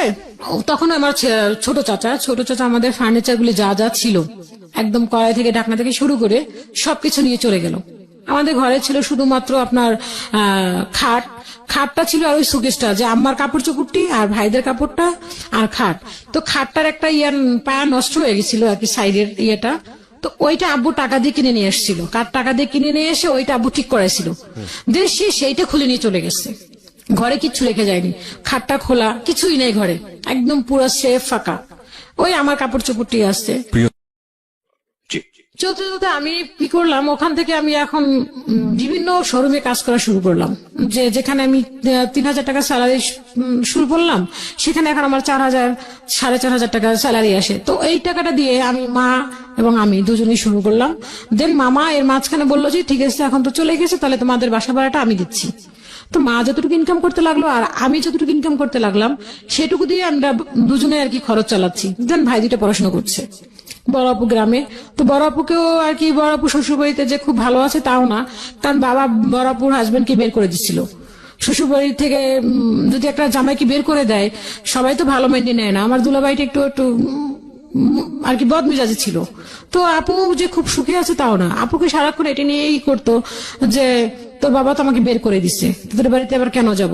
তো মা বলতো যে তোমার শ্বশুর তোমাকে বের করে দিচ্ছে, এখন তোমার তো শ্বশুর নাই, তুমি এখন আমাদের বাসায় আসো। তো দুলাভাই খুব কমই আসতো, আপা আসতো, বছরে একবার আসতো আমাদের বাসায় বেড়াতে। তো এরকম করতে করতে এক পর্যায়ে চলে গেল যে আমি এখন বিভিন্ন দোকানে আর কি ডিজাইনের জন্য করতে লাগলাম, কাজ শিখতে লাগলাম, যে যেখানে দেখতাম বেশি ভালো ডিজাইন করে সেখানে আর কি শিখতে লাগলাম। যে প্রফিটের কথা খুব কম চিন্তা করতাম হচ্ছে যে যেখানে আমার যে এখানে একটা ঢুকলে কাজ শিখতে পারবো সেরকম ঢুকতাম। আর ঢুকতাম এরকম করে যেখানে মহিলা আছে, কারণ দেন পুরুষের ওখানে ঢুকতাম কিন্তু দেখতাম যে মহিলা কর্মচারী আছে ওখানে থাকতাম, দেন বেশি করতাম না। তো এরকম করে করে কয়েকটা কাজ শিখলাম। শেখার পরে এক পর্যায়ে আসলো যে আম্মুর অফিসটা শিফট করবো উত্তরাতে। তো অফিসে শিফট করতে হলে তো আমি উত্তরাতে আমি কি করবো, ওখানে গিয়ে ওখানে তো আমার কাজ করতে হবে। ওখানে তো যে কাজ করব সেখানে তো আমার তো পরিচিত কোনো কেউ নাই, যে আমার আত্মীয় স্বজন বা কোনো ফ্রেন্ড সার্কেল কেউই নেই। ওখানে তো আমার কাজটা করতে হবে। কি করব পরে যে বুটিক্সটা কাজ করতাম ওইখানে কিছু হোলসেলার কাজ করতো ওই আপুটা। তো ওইখানে যে ম্যানেজার আসতো, যে সিনিয়র ম্যানেজার ছিল, তো ওই একদিন ওই ভাইয়াটা আসলো কারখানাতে। তো ওই আপুটা ছিল না শোরুমে, না থাকা থেকে আমি ওই সুযোগটা নিলাম। নেওয়ার পরে আমি নিচে নামলাম। আমি দোকান থেকে বের হয়ে, শোরুম থেকে বের হয়ে আমি বললাম যে ভাইয়া আমি যে ওখান থেকে শিফট করবো সেটা ওদেরকে বলিনি যে আমি চলে যাব উত্তরাতে। তো আমি বললাম যে ভাইয়া আমি তো এখান থেকে উত্তরা চলে যাব, আপনাদের তো অনেক কাজ দিচ্ছেন, তো আমি যদি এখান থেকে চলে যাই তো আমাকে কিছু কাজ দেওয়া যাবে? তো উনি বললো আপনি কোথায় যাচ্ছেন? আমি বললাম আমি উত্তরাতে শিফট করবো, আমার আম্মুর অফিস উত্তরাতে চলে যাবে, তো আমি উত্তরাতে চলে যাব। তো বলে ঠিক আছে, আপনি যখন যাবেন তখন আমাকে নক করেন। তো দিলাম আমি ওনার নাম্বারটা, বললো যে নাম্বারটা দিয়ে গেল। তো নাম্বারটা রাখলাম। রাখার পরে আমি নাম্বারটা দিয়ে পরে আমি ওখান থেকে ওরা যখন কোনোভাবে জেনে গেল যে আমি উত্তরাতে চলে যাব, আমি এখানে থাকবো না, তখন ওরা আমাকে বাদ দিয়ে দিল, ওরা আমাকে আর রাখলো না কাজে। তো এখন আমি উত্তরাতে শিফট করতে গেলে আমার 6 মাস লেট হচ্ছে। তখন আমি কি করব? তখন আমি কি করলাম, আর একটা ইয়েতে ঢুকলাম। ওখানে ছিলাম কাটিং মাস্টার হিসেবে আর কি, আমি কাপড় কেটে দিতাম, ওরা সেলাই করতো। এখন ও আর এক জায়গায় যে ঢুকলাম, ওখানে আমি ঢুকলাম হচ্ছে কারিগরিতে, যে সেলাই করে দিলাম, সেলাই করার উপরে ওরা বেতন আমাকে দিল। তো আমি 6 মাস করতে হবে। তো ওখানে আমি 6 মাস করলাম। করার পর আমি উত্তরাতে শিফট করলাম। করার পর ওই ভাইয়াটাকে আমি ফোন দিলাম যে ভাইয়া আমি তো উত্তরাতে আসছি, এখন আমি কি করব? তো ভাইয়া বললো ঠিক আছে তাহলে আপনি আসেন। তো ওই ভাইয়াটা সিনিয়র ম্যানেজার ছিল। তো ওই আপুটার হচ্ছে নাম বলবো না, খুব নাম করা একটা বুটিক্স, এক নামে সবাই চিনি মোটামুটি। তো ওই আপুটার কাছে নিয়ে গেল, বললো যে তুই আপনি একটা কাজ করবেন, আপনি আমার নাম বলবেন না, আপনি অন্য একজনের নাম বলে দিল, তো ওনার নাম নিয়ে আপনি যান, গেলে আপনাকে কাজ দিয়ে দিবে। তো আমি গেলাম, যাওয়ার পরে ঠিক আমি বললাম, বলার পর বলো কয়টা মেশিন, তো আমি বললাম 2টা, এরকম বলার পরে তো বলো সবকিছু আছে, মানে হ্যাঁ সব আছে, জাস্ট সেলাইটা। তো উনি আমাকে কিছু প্রাথমিকভাবে কাজ দিল, বললো যে এগুলি নিয়ে করেন, দেন তারপরে আরো কাজ দেওয়া হবে। তো উনি আমাকে কিছু কাজ দিল, দেওয়ার পর উনি যে রেটটা দিল, রেটটা আসলে পোষাচ্ছিল না। তো একটা ভাইয়া আছে, ওনার নাম বললেই না আসলে, উনি টেলারিং সেক্টরেরই, বাট উনি হচ্ছে এমব্রয়ডারি কাজ করতেন, ওনার নাম হচ্ছে জাহাঙ্গীর। তো ওনার কাছে আমি গেলাম যে ভাইয়া এরকম এই কাজটার প্রফিট, এই কাজটার রেটটা কত পড়তে পারে, যদি আমি কাজটা করাই আমি কত নিব, দেন আমি কত দিয়ে করাবো, আমার কত লাভ হবে। তো উনি আমাকে কিছু একটা সাজেশন দিল যে হ্যাঁ আপনি এরকম ভাবে করেন, এরকম ভাবে করলে আপনার এটা আসবে। তো বলার পরে আমি ওইভাবে করে কাজ করতে লাগলাম। দিলাম আমাকে, আমি কিছু কাজ দিলাম, দেওয়ার পর আমাকে মোটামুটি দিল আর কি, চলতে লাগলাম টুকটাক চলে আর কি, যে আহামরি যে তা না। দেখা যাচ্ছে আমি 20,000 30,000 টাকার কাজ করতেছি, কিন্তু আমাকে উনি দিচ্ছেন 5,000 টাকা, 6,000 টাকা, 3,000 টাকা, 2,000 টাকা এরকম। তো তখন আমি ওই কাজটা, এতগুলি কাজ আমি তো করতে পারতাম না একা। তো 2টা কারিগর রাখলাম, ওদেরকে দিয়ে কিছু করাতাম, ওরা রাত 9টা পর্যন্ত থাকতো, আমি কাটতাম, সেলাই করতাম, সারা রাত ধরে কাজগুলি করতাম, আয়রন করতাম, প্যাকেট করতাম। দিন আমি ভোর 6টা বাজে আবার ওই কাজগুলি 2 হাত ধরে প্যাকেট একটা নিয়ে আমি আবার সেই ওখানে মালগুলি পৌঁছাই দিতাম। আমি কখন একটা ভ্যাগ টানতাম না, হয়তো বা ফ্যামিলিটা এরকম ছিল, কিন্তু কখনো হাতে একটা কিছু থাকলে একটা নিজের কাছে লাগতো। তো তখন আমি এই চিন্তাটা করতাম না যে না আমি এই ব্যাগ টানতেছি, এটা নিয়ে আমার কেউ কিছু বলবে, এটা চিন্তা করতাম না। তখন আমি কি করতাম যে ওই ব্যাগগুলি নিয়ে, 2টা ব্যাগ হাতে নিয়ে আমি যেতাম, বাসে উঠতাম, বাসে উঠে আবার নামতাম, নেমে আমি আবার ওই ব্যাগগুলি নিয়ে আবার ওইখানে দিতাম মালগুলি। দেওয়ার পর এক পর্যায়ে গেল কি, ওখানে মাল দিই ঠিকই, ওনাদের খাতে দেখা যায় 40, 50, 60,000 টাকা আমার হয়ে গেছে, কিন্তু উনি আমাকে দিচ্ছে 5,000 টাকা। তো ওই 5,000 টাকা আমি ওই এমব্রয়ডারি কাজওয়ালাকে দিব কি, দেন আমি কর্মচারীটাকে কি দিব? তো দেখা গেল ওই টাকাগুলো নিয়ে এসে আমি ওই কর্মচারীকে বিদায় দিতাম, কারণ ওরা তো আমার কর্মচারী, ওদেরকে তো আমাকে দিতে হবে, আমি কি খাইবো নাকি সেটা তো ওরা দেখবে না, ওদেরকে আগে আমার পেড করতে হবে। দেন এগুলি দিতাম, দিতে দেখা যায় 500 টাকাও থাকতো, কোনোদিন 200 টাকাও থাকতো, কোনোদিন থাকতোই না। দেন বাসায় এক্সট্রা কিছু কাজ নিতাম, ওই টাকাটা দিয়ে মোটমাট টুকটাক চলতাম। দেন বাসায় ওরা মামাই দিচ্ছেন, দিতে দিতে এক পর্যায়ে এখন মনে হলো যে আরেকটু কাজের ইয়েটা বাড়ানো দরকার। দেন আরেকটা কর্মচারী নিলাম, নেওয়ার পরে কাজ করলাম, কাজ করতে করতে ঈদের সময় আসলে উনি হিসাবটা করতো। তো ওনাকে আমি প্রায় বারোটা ড্রেস, ওই ড্রেসগুলি রেট ছিল 1,000 টাকা করে। তো 12টা ড্রেস দিলাম। 12টা ড্রেস দেওয়ার পরে উনি কি করলো, ওই 12টা ড্রেস ওনার দোষ ছিল কিনা আমি বলবো না, জানি না। সেটা হচ্ছে একটা ম্যানেজার ছিল, ওই ম্যানেজার আমাকে একটা মেমো দেয়নি। তো আমি চাঁদাত হিসাব করতে গেলাম, তো উনি আমাকে 12,000 টাকা কম দিচ্ছেন। তো আমি বললাম, আপু 12,000 টাকা কেন? তো তোমার এখানে কোনো হিসাব তো নাই 12,000 টাকা, তুমি যে আমাকে দিয়েছো সেটা কই, তোমার ডকুমেন্টস কোথায়? তুমি বললাম আমার কাছে মেমো আছে। কদিন তুমি মেমো নিয়ে এসো। বাসায় এসে ই করলাম, দেখলাম না আমার বাসায় মেমোই নাই কোনো। তাই না, এখানে কাগজ কলম প্রুভ করতে হবে। দেন আমার কাছে কাগজ কলম নাই, সেক্ষেত্রে আমি এটা 12,000 টাকা পেলাম না। না পাওয়ার পরে আমি এখন উনি আমাকে চাঁদরাতেই করে দিল। দেওয়ার পরে এটা হচ্ছে 2010 সালে। 2010 সালে যখন উনি আমার 9 সালে কাজটা যখন বন্ধ করে দিল, চাঁদরাত আসলো, আসার পর কাজগুলি দেওয়ার পর টাকাগুলি দিল। 2010 সালে আমি ওনার কাছে গেলাম, যাওয়ার পরে বললাম, আপা আমাকে কাজ দিবেন না? তো উনি আমাকে বললো কি যে এখন তো ঢাল সিজন, তুমি কিছুদিন পরে আসো। তো এখন আমি কি করবো? এই ঢাল সিজন এসে উনি যখন ওনার সিজন আসবে তখন আমাকে কাজ দিবেন, দেন যখন সিজন ছাড়া হয়ে যাবে তখন আমাকে কাজ, এর মাঝখানে উনি আমাকে কাজ দিতে চাইলো না। কাজে কিছু অল্টার হলো। কাজের অল্টার হলো না। ওখানে যে ম্যানেজার ছিল, ওই ম্যানেজারের সাথে কোনো মেয়ে মানুষ কথা বলতে পারবে না। ওই ম্যানেজারের সাথে কথা বলবো কেন? হ্যাঁ, ওই ম্যানেজারের সাথে কিভাবে আমার সাথে দেখা হলো? তেন আমাকে কিছু কাজ দিল না। তো আমি ওই ভাইয়াকে বললাম যে, ভাইয়া আমাকে তো আপু কোনো কাজ দিল না, আর আমি আজকে যদি আমাকে টাকাটা না দেয়, তাহলে আজকে 1,000 টাকা যদি আমাকে দেয়, তাহলে আমার আজকে বাসায় বাজার চলবে। দেন যদি 1,000 টাকা নাও দেয়, তাহলে আমার বাসায় বাজার চলবে না। আমি সকাল 6টায় গেছি, দেন কাজগুলি দিলাম, আমাকে 1 টাকা দিল না দিয়ে বের করে দিল। তো আমি রাস্তায় দাঁড়ায় একা ওদের আরেকটা কারখানা ছিল, ওইখানে দাঁড়ায় দেওয়ালের দিকে তাকায় আমি একা কাঁদতেছি যে আজকে যদি আমি টাকা না নিয়ে যাই তাহলে তো আমি বাজার করতে পারবে না। মাকে তো বলে আসছি যে আমি আজকে যাবো, টাকা দিলে দেন আমি বাজার করব। তো আমি দাঁড়ায় কাঁদতেছি, দুপুরে কোনো খাবার নাই। তো ওই যে জাহাঙ্গীর নামে যে লোকটা, ওনাকে আমি ফোন দিলাম, জাহাঙ্গীর ভাই কি করবো, আমাকে তো টাকা দিচ্ছে না। একটা কাজ করেন, আপনি দুপুরে খাইছেন? আমি কি না, তাহলে আসেন আমার কাছে আসেন।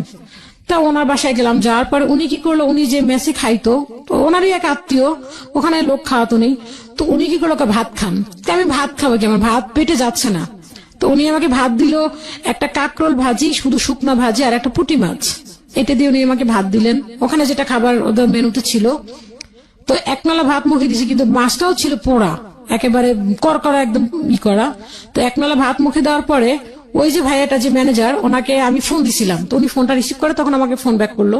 তা আমি বললাম যে ভাইয়া এরকমের উনি তো আমাকে কাজ দেয়নি, আর আমাকে কোনো টাকাও দেয়নি। আমাকে অন্তত পক্ষে 1,000 টাকাও যদি দিত আপা, তাহলে হয়তো আমি অনেক ভালো হতো আমার জন্য।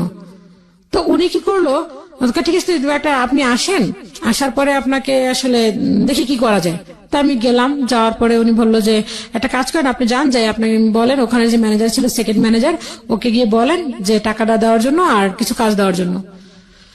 তো আমি গেলাম। যাওয়ার পরে বললাম কি যে ভাইয়া আমাকে কিছু কাজ দেন, আমাকে দাদা পাঠাইছে কাজগুলো দেওয়ার নিতে, আপনি ওনাকে চিনেন কিভাবে?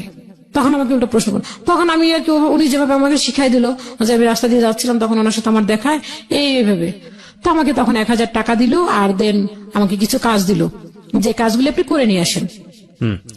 তো এগুলি করার পরে দেন এরকম করে দিল। দেওয়ার পরে তো ওই 2010 সালে আমাকে বললো যে আপনার এখন ধান সিজন, এখন কাজ দেওয়া যাবে না, তো আপনি কিছুদিন পরে আসেন। তো আমি তখন ভাবলাম যে এখন তো পুরোই ঢাল সিজন, এখন আমি কি করব? কিছুই তো করার নেই আমার। আর এলাকায় তো আমাকে কেউ 5 টাকা ধার দিবে না, যে তুমি 5 টাকা নাও, 5 টাকা যে ধার যে আমি করবো, সেই ধার টাকাটা আমি পরিশোধ করবো কিভাবে? আমার তো টাকা থাকতে হবে, টাকা না থাকলে আমি কোত্থেকে দিব? দেন কি করবো? তখন আমি ওই যে কাজ করছিলাম, ওখান থেকে যে আমাকে 40,000 টাকার মতো আমাকে দিছিল, ওখান থেকে আমার 3টা 1,000 টাকা ছিল। তো 3,000 টাকা আমি রেখে দিছিলাম। তো ওই যে বাড়ির যে একটা, ওই যে বাসাটা আমরা ভাড়া নিয়েছিলাম, তো ওখানে হচ্ছে একটাই ফ্যামিলি ছিল, আর দেন আমরা গেছিলাম। তো ওই আপুটা আমাকে বললো কি, আপা আপনি তো মোটামুটি ভালো কাজ জানেন, আপনার ড্রেস আপ দেখে তো মনে হচ্ছে আপনি খুব ভালোই করেন, আপনি এখানে কিছু কাপড় তুলে চলবে? তো আমি বললাম যে আপা আমাকে তো ওইখানে যে বাসায় ছিলাম, ওই বাড়িওয়ালা আন্টি বললো যে এখানে কাপড় বিক্রি হয় না, এখানে আমরা কাপড় আনছি, ড্যাম খেয়ে যায়, বিক্রি হয় না। না না, আপনি উঠান, চলতে পারে। তো তখন আমার কাছে 3,000 টাকা ছিল। তো ওই 3,000 টাকা আমি নিউ মার্কেটে গেলাম।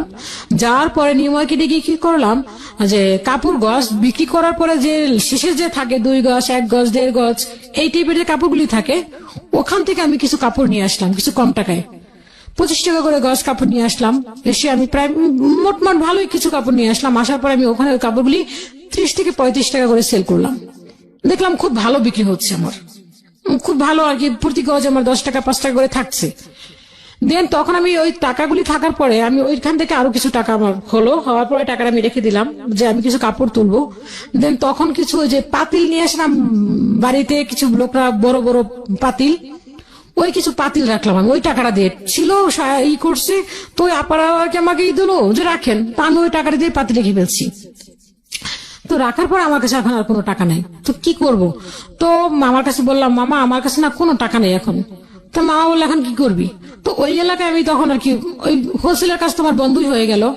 বন্ধ হয়ে যাওয়ার পরে তো মামা বললো কি যে তাহলে এখন কি করবি? আমি টুকটাক অর্ডার নিচ্ছি, তো আমার যে সেলাইয়ের যে মজুরিটা, ওই মজুরিটা আমি কমাই দিলাম যে আমি যদি কম টাকা নিই তাহলে অবশ্যই আমার কাছে কাস্টমার আগাবে। তো তাই করলাম, তো কিছু কাস্টমার ভালোই আমার জোগাড় হলো। তো মামাকে বললাম, মামা যে ইউনিভার্সিটিতে জব করতো, একটা ভালো ইউনিভার্সিটি নাম করা, তো ওই ইউনিভার্সিটিতে গেলাম। যাওয়ার পরে মামাকে বললাম যে মামা আমি ইউনিভার্সিটির নামটা বলতে পারি তো, ঢাকা ইউনিভার্সিটি মামা আর কি একজন লেকচারার, উনি অ্যাসিস্ট্যান্ট প্রফেসর ছিলেন। তো বর্তমানে উনি এখন এখানে নাই, উনি এখন বর্তমানে লন্ডনে আছেন। আচ্ছা। তো ওই মামার কাছে গেলাম, যাওয়ার পর মামা বললো কি তাহলে কি করবি তুই এখন? মামার ক্যাম্পাসে গেলাম, মামা তখন ওইখানে ইয়েতে ছিল। থাকার পরে মামা বললো কি তাহলে তুই, আমি কি মামা তাহলে আমাকে কিছু টাকা ধার দেন? দি হ্যাঁ তাহলে একটা কাজ করো, তোমাকে আমি কিছু টাকা ধার দেই। মামা তখন আর কি অস্ট্রেলিয়া থেকে আসলো, 2 বছর পিএইচডি করে আসলো। তখন মামা আমাকে 7,000 টাকা দিল যে তুমি আমাকে 7,000 টাকা আমি তোমাকে দিলাম, দেন তোমার 7,000 টাকা ব্যাক করতে হবে। আমি ঠিক আছে মামা, আমি 7,000 টাকা ব্যাক করবো। তো 7,000 টাকা নিয়ে গেলাম, দেন মামা আমার সাথে গেল। দেন আমি তখন কিছু কাপড় 3 পিস তুললাম আর কিছু গজ কাপড় তুললাম। সেটার গজ হচ্ছে 400 টাকা করে গজ। তো 400 টাকা করে গজ মানে আমি কিনলাম হচ্ছে ধরেন তখন আমি পুরো গজে আমি প্রত্যেকটা গজে 50 টাকা 60 টাকা 70 টাকা 80 টাকা করেও আমি প্রফিট পাচ্ছি। হ্যাঁ, যে 400 টাকা গজ ওটা মার্কেটে সাধারণত চলতেছে 600-700 টাকা করে গজ, কিন্তু আমি ছাড়তেছি 500-400 এরকম করে। আমি মার্কেটে থেকে কম রেটে যাচ্ছে ছাড়তেছি, দেন আমার খুব ভালো বিক্রি হচ্ছে। তো বিক্রি হতে আমি কিছু ড্রেস কিনলাম, 3 পিস উঠালাম বাসায় ভালোই আর কি বিক্রি করতে শুরু করলাম, ভালোই প্রফিট আসতেছে। দেন মামা বাসা ভাড়ায় দিয়ে যাচ্ছেন। তখন আমাদের বাসা ভাড়াটা ভাড়া দাঁড়ালো হচ্ছে 4,500 টাকা। তো 4,500 টাকা মামা দিল। দেন তখন দেখলাম যে আমার ইনকামটা ভালোই হচ্ছে, আমার এখন আর কোনো কষ্ট হচ্ছে না। তখন মামাকে বললাম যে মামা আপনি তো এতদিন যাবত আমাকে দিয়েছেন, আব্বা তো সেই 2005 সালে চলে গেল, 5 সাল থেকে আপনি এখন দিচ্ছেন, তো এখন 2010 সাল, এখন আমি দেই। তো মামা বললো যে তুই দিবি? আমি হ্যাঁ মামা আমি দে, যখন আমি না পারবো তখন আপনি দিয়েন। তো মা বললো ঠিক আছে দাও, তুমি যদি দিতে চাও তাহলে দিতে পারো, সমস্যা নাই। তো মামা তো আমি এই ঘর ভাড়া দেওয়া শুরু করলাম। দেন আমি ভালোই তখন আর কি ইনকামটা বেড়ে গেল। তো বাড়তে বাড়তে আমি বাসায় ভালোই, আমি সারাদিন দেখা যাচ্ছে যে সকাল থেকে শুরু করতাম, ডেলি 6 থেকে 7টা করে ড্রেস সেলাই করতাম, আবার ওগুলি কমপ্লিট করে আবার কাস্টমারকে ডেলিভারি দিতাম, ভালোই আর কি। মোটামুটি এখন আমি খুব ভালো আছি, যে আমার কিছু টাকা প্রফিটও হলো। তখন আস্তে আস্তে কিছু টাকা প্রফিট করলাম, করার পরে দেন বাসা শিফট করলাম। তখন আর কি এই বাসা ভাড়াটা আর কি আস্তে আস্তে বেড়ে গেল। 4.5 থেকে 8.5 হলো। এখন 8.5 করতে করতে এখন আর কি আমার জন্য বিয়ের জন্য তারা উঠে পড়ে লাগলো যে তোমাকে এখন বিয়ে করতে হবে। 2008-এর দিকে না 9-এর দিকে এরকম মামা আর কি, তখন ওখান থেকে মামা যখন অস্ট্রেলিয়া ছিল তখন আমাকে বললো বিয়ের কথা। তখন আমি বললাম যে মামা আসবে যখন তখন আমি বিয়ে করবো, দেন আমি এর আগে বিয়ে করবো না। মামা এরকম একটা মেয়ে দিলাম, কিন্তু আমার যে কোনো রিলেশন করা বা কোনো কারোর সাথে কোনো সম্পর্ক করা, এই চিন্তাটা কখনো মাথায় আসতো না। যে ভাবতাম যে না আমি এগুলি কখন করব। আর ওই যে ছোটবেলার একটা কথা ছিল যে তোমরা এমন কোনো কিছু করো না যাতে কেউ কোনো খারাপ কিছু বলে, ওইটাই মাথার ভিতরে সবসময় কাজ করতো। তো এই কথা বলার পরে আমি বললাম যে মামাকে বললাম, পরে মামা আসলো, আসার পরে মামা একদিন বাইরে বসে বললো কি যে বড় খালাকে বললো যে ওর জন্য একটা ছেলে দেখেন। তো মামাকে তখন বললাম যে মামা আমার জন্য, তখন আর কি মামাকে বললাম যে আর মামার সাথে খুবই ফ্রিলি আমি, আমার থেকে কেউ বাসার ভিতরে এতটা ফ্রিলি কেউ না। তো মামাকে বললাম যে মামা আমার জন্য ছেলে দেখতে হলে ড্রাইভার হতে পারবে না, তারপর হুজুর হতে পারবে না, পুলিশ হতে পারবে না, দেন এই জিনিসগুলি হতে পারবে না। তো মামা বললো যে কেন এগুলি কি তোমার জন্য কি রাজপুত্র কেউ তোমার জন্য অপেক্ষা করছে নাকি? তাহলে তুমি যে এই জিনিসগুলি অপশন দিচ্ছ, দেন সিগারেট খেতে পারবে না, তোমার জন্য কি রাজপুত্র অপেক্ষা করে আছে নাকি?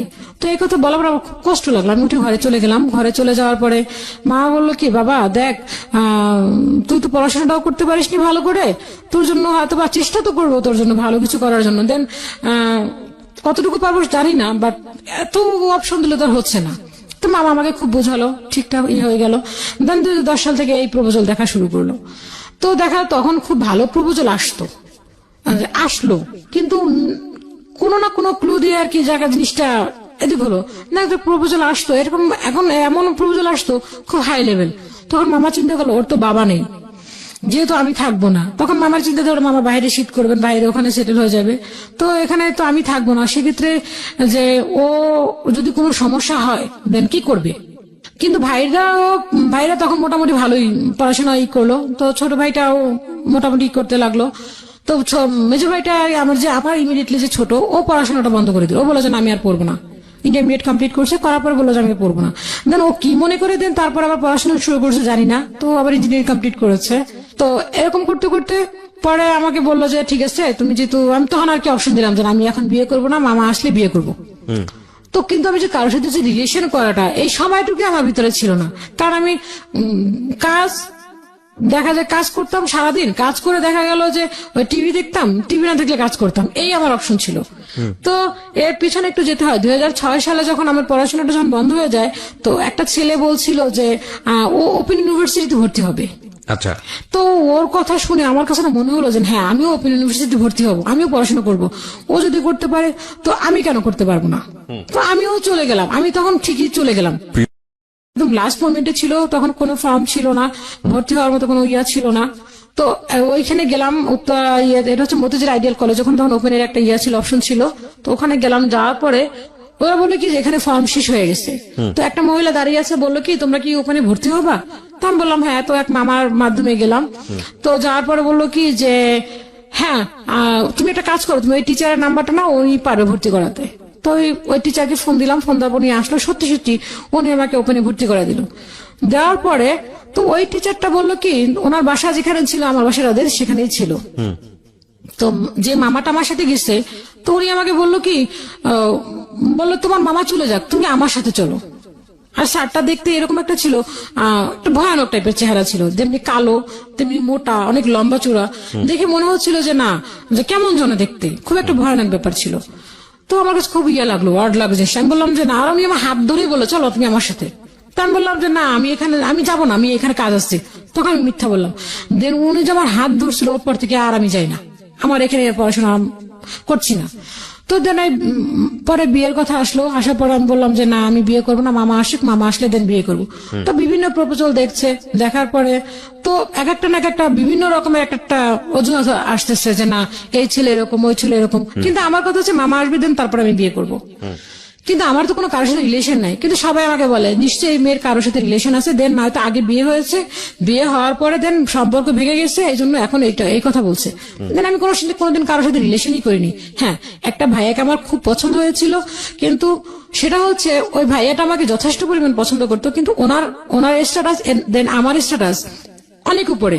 উনি একজন এডুকেশন লোক, যে পড়াশোনার ক্ষেত্রে ওনার সবকিছু হাই, এবং দেন ওনার স্ট্যাটাসও হাই, সেক্ষেত্রে আমি কিছুই না, আমি একদম শূন্য পর্যায়ে। দেন তারপর উনি কিছু কথা শুনে আমার খুব বিশ্বাস করে উনি আমাকে পছন্দ করেছে। দেন ওনার মাকে গিয়ে বললো, ওনার মা বলার পরে ফার্স্টে ওনার অপশন হচ্ছে বরিশালের মেয়ে বিয়ে করানো যাবে না। দেন তারপর অপশন দিলে কি ও তো পড়াশোনা না, মিনিমাম তো ডিগ্রি কমপ্লিট থাকতে হবে, তাহলে হবে। তারপর ওই ভাইয়াটা বললো, অনেক চেষ্টা করেছে, ওই ভাইয়াটা বললো যে মা তুমি একটা কাজ করো, তুমি ওর ছবিটা দেখো, পড়াশোনা তো নাহলে আমাদের যে সম্পত্তি যা আছে, আমাদের তো অটুট সম্পত্তি, ওনাদের এতটাই সম্পত্তি যে অফুরন্ত, আমি নিজে দেখেছি ওনাদের অফুরন্ত সম্পত্তি।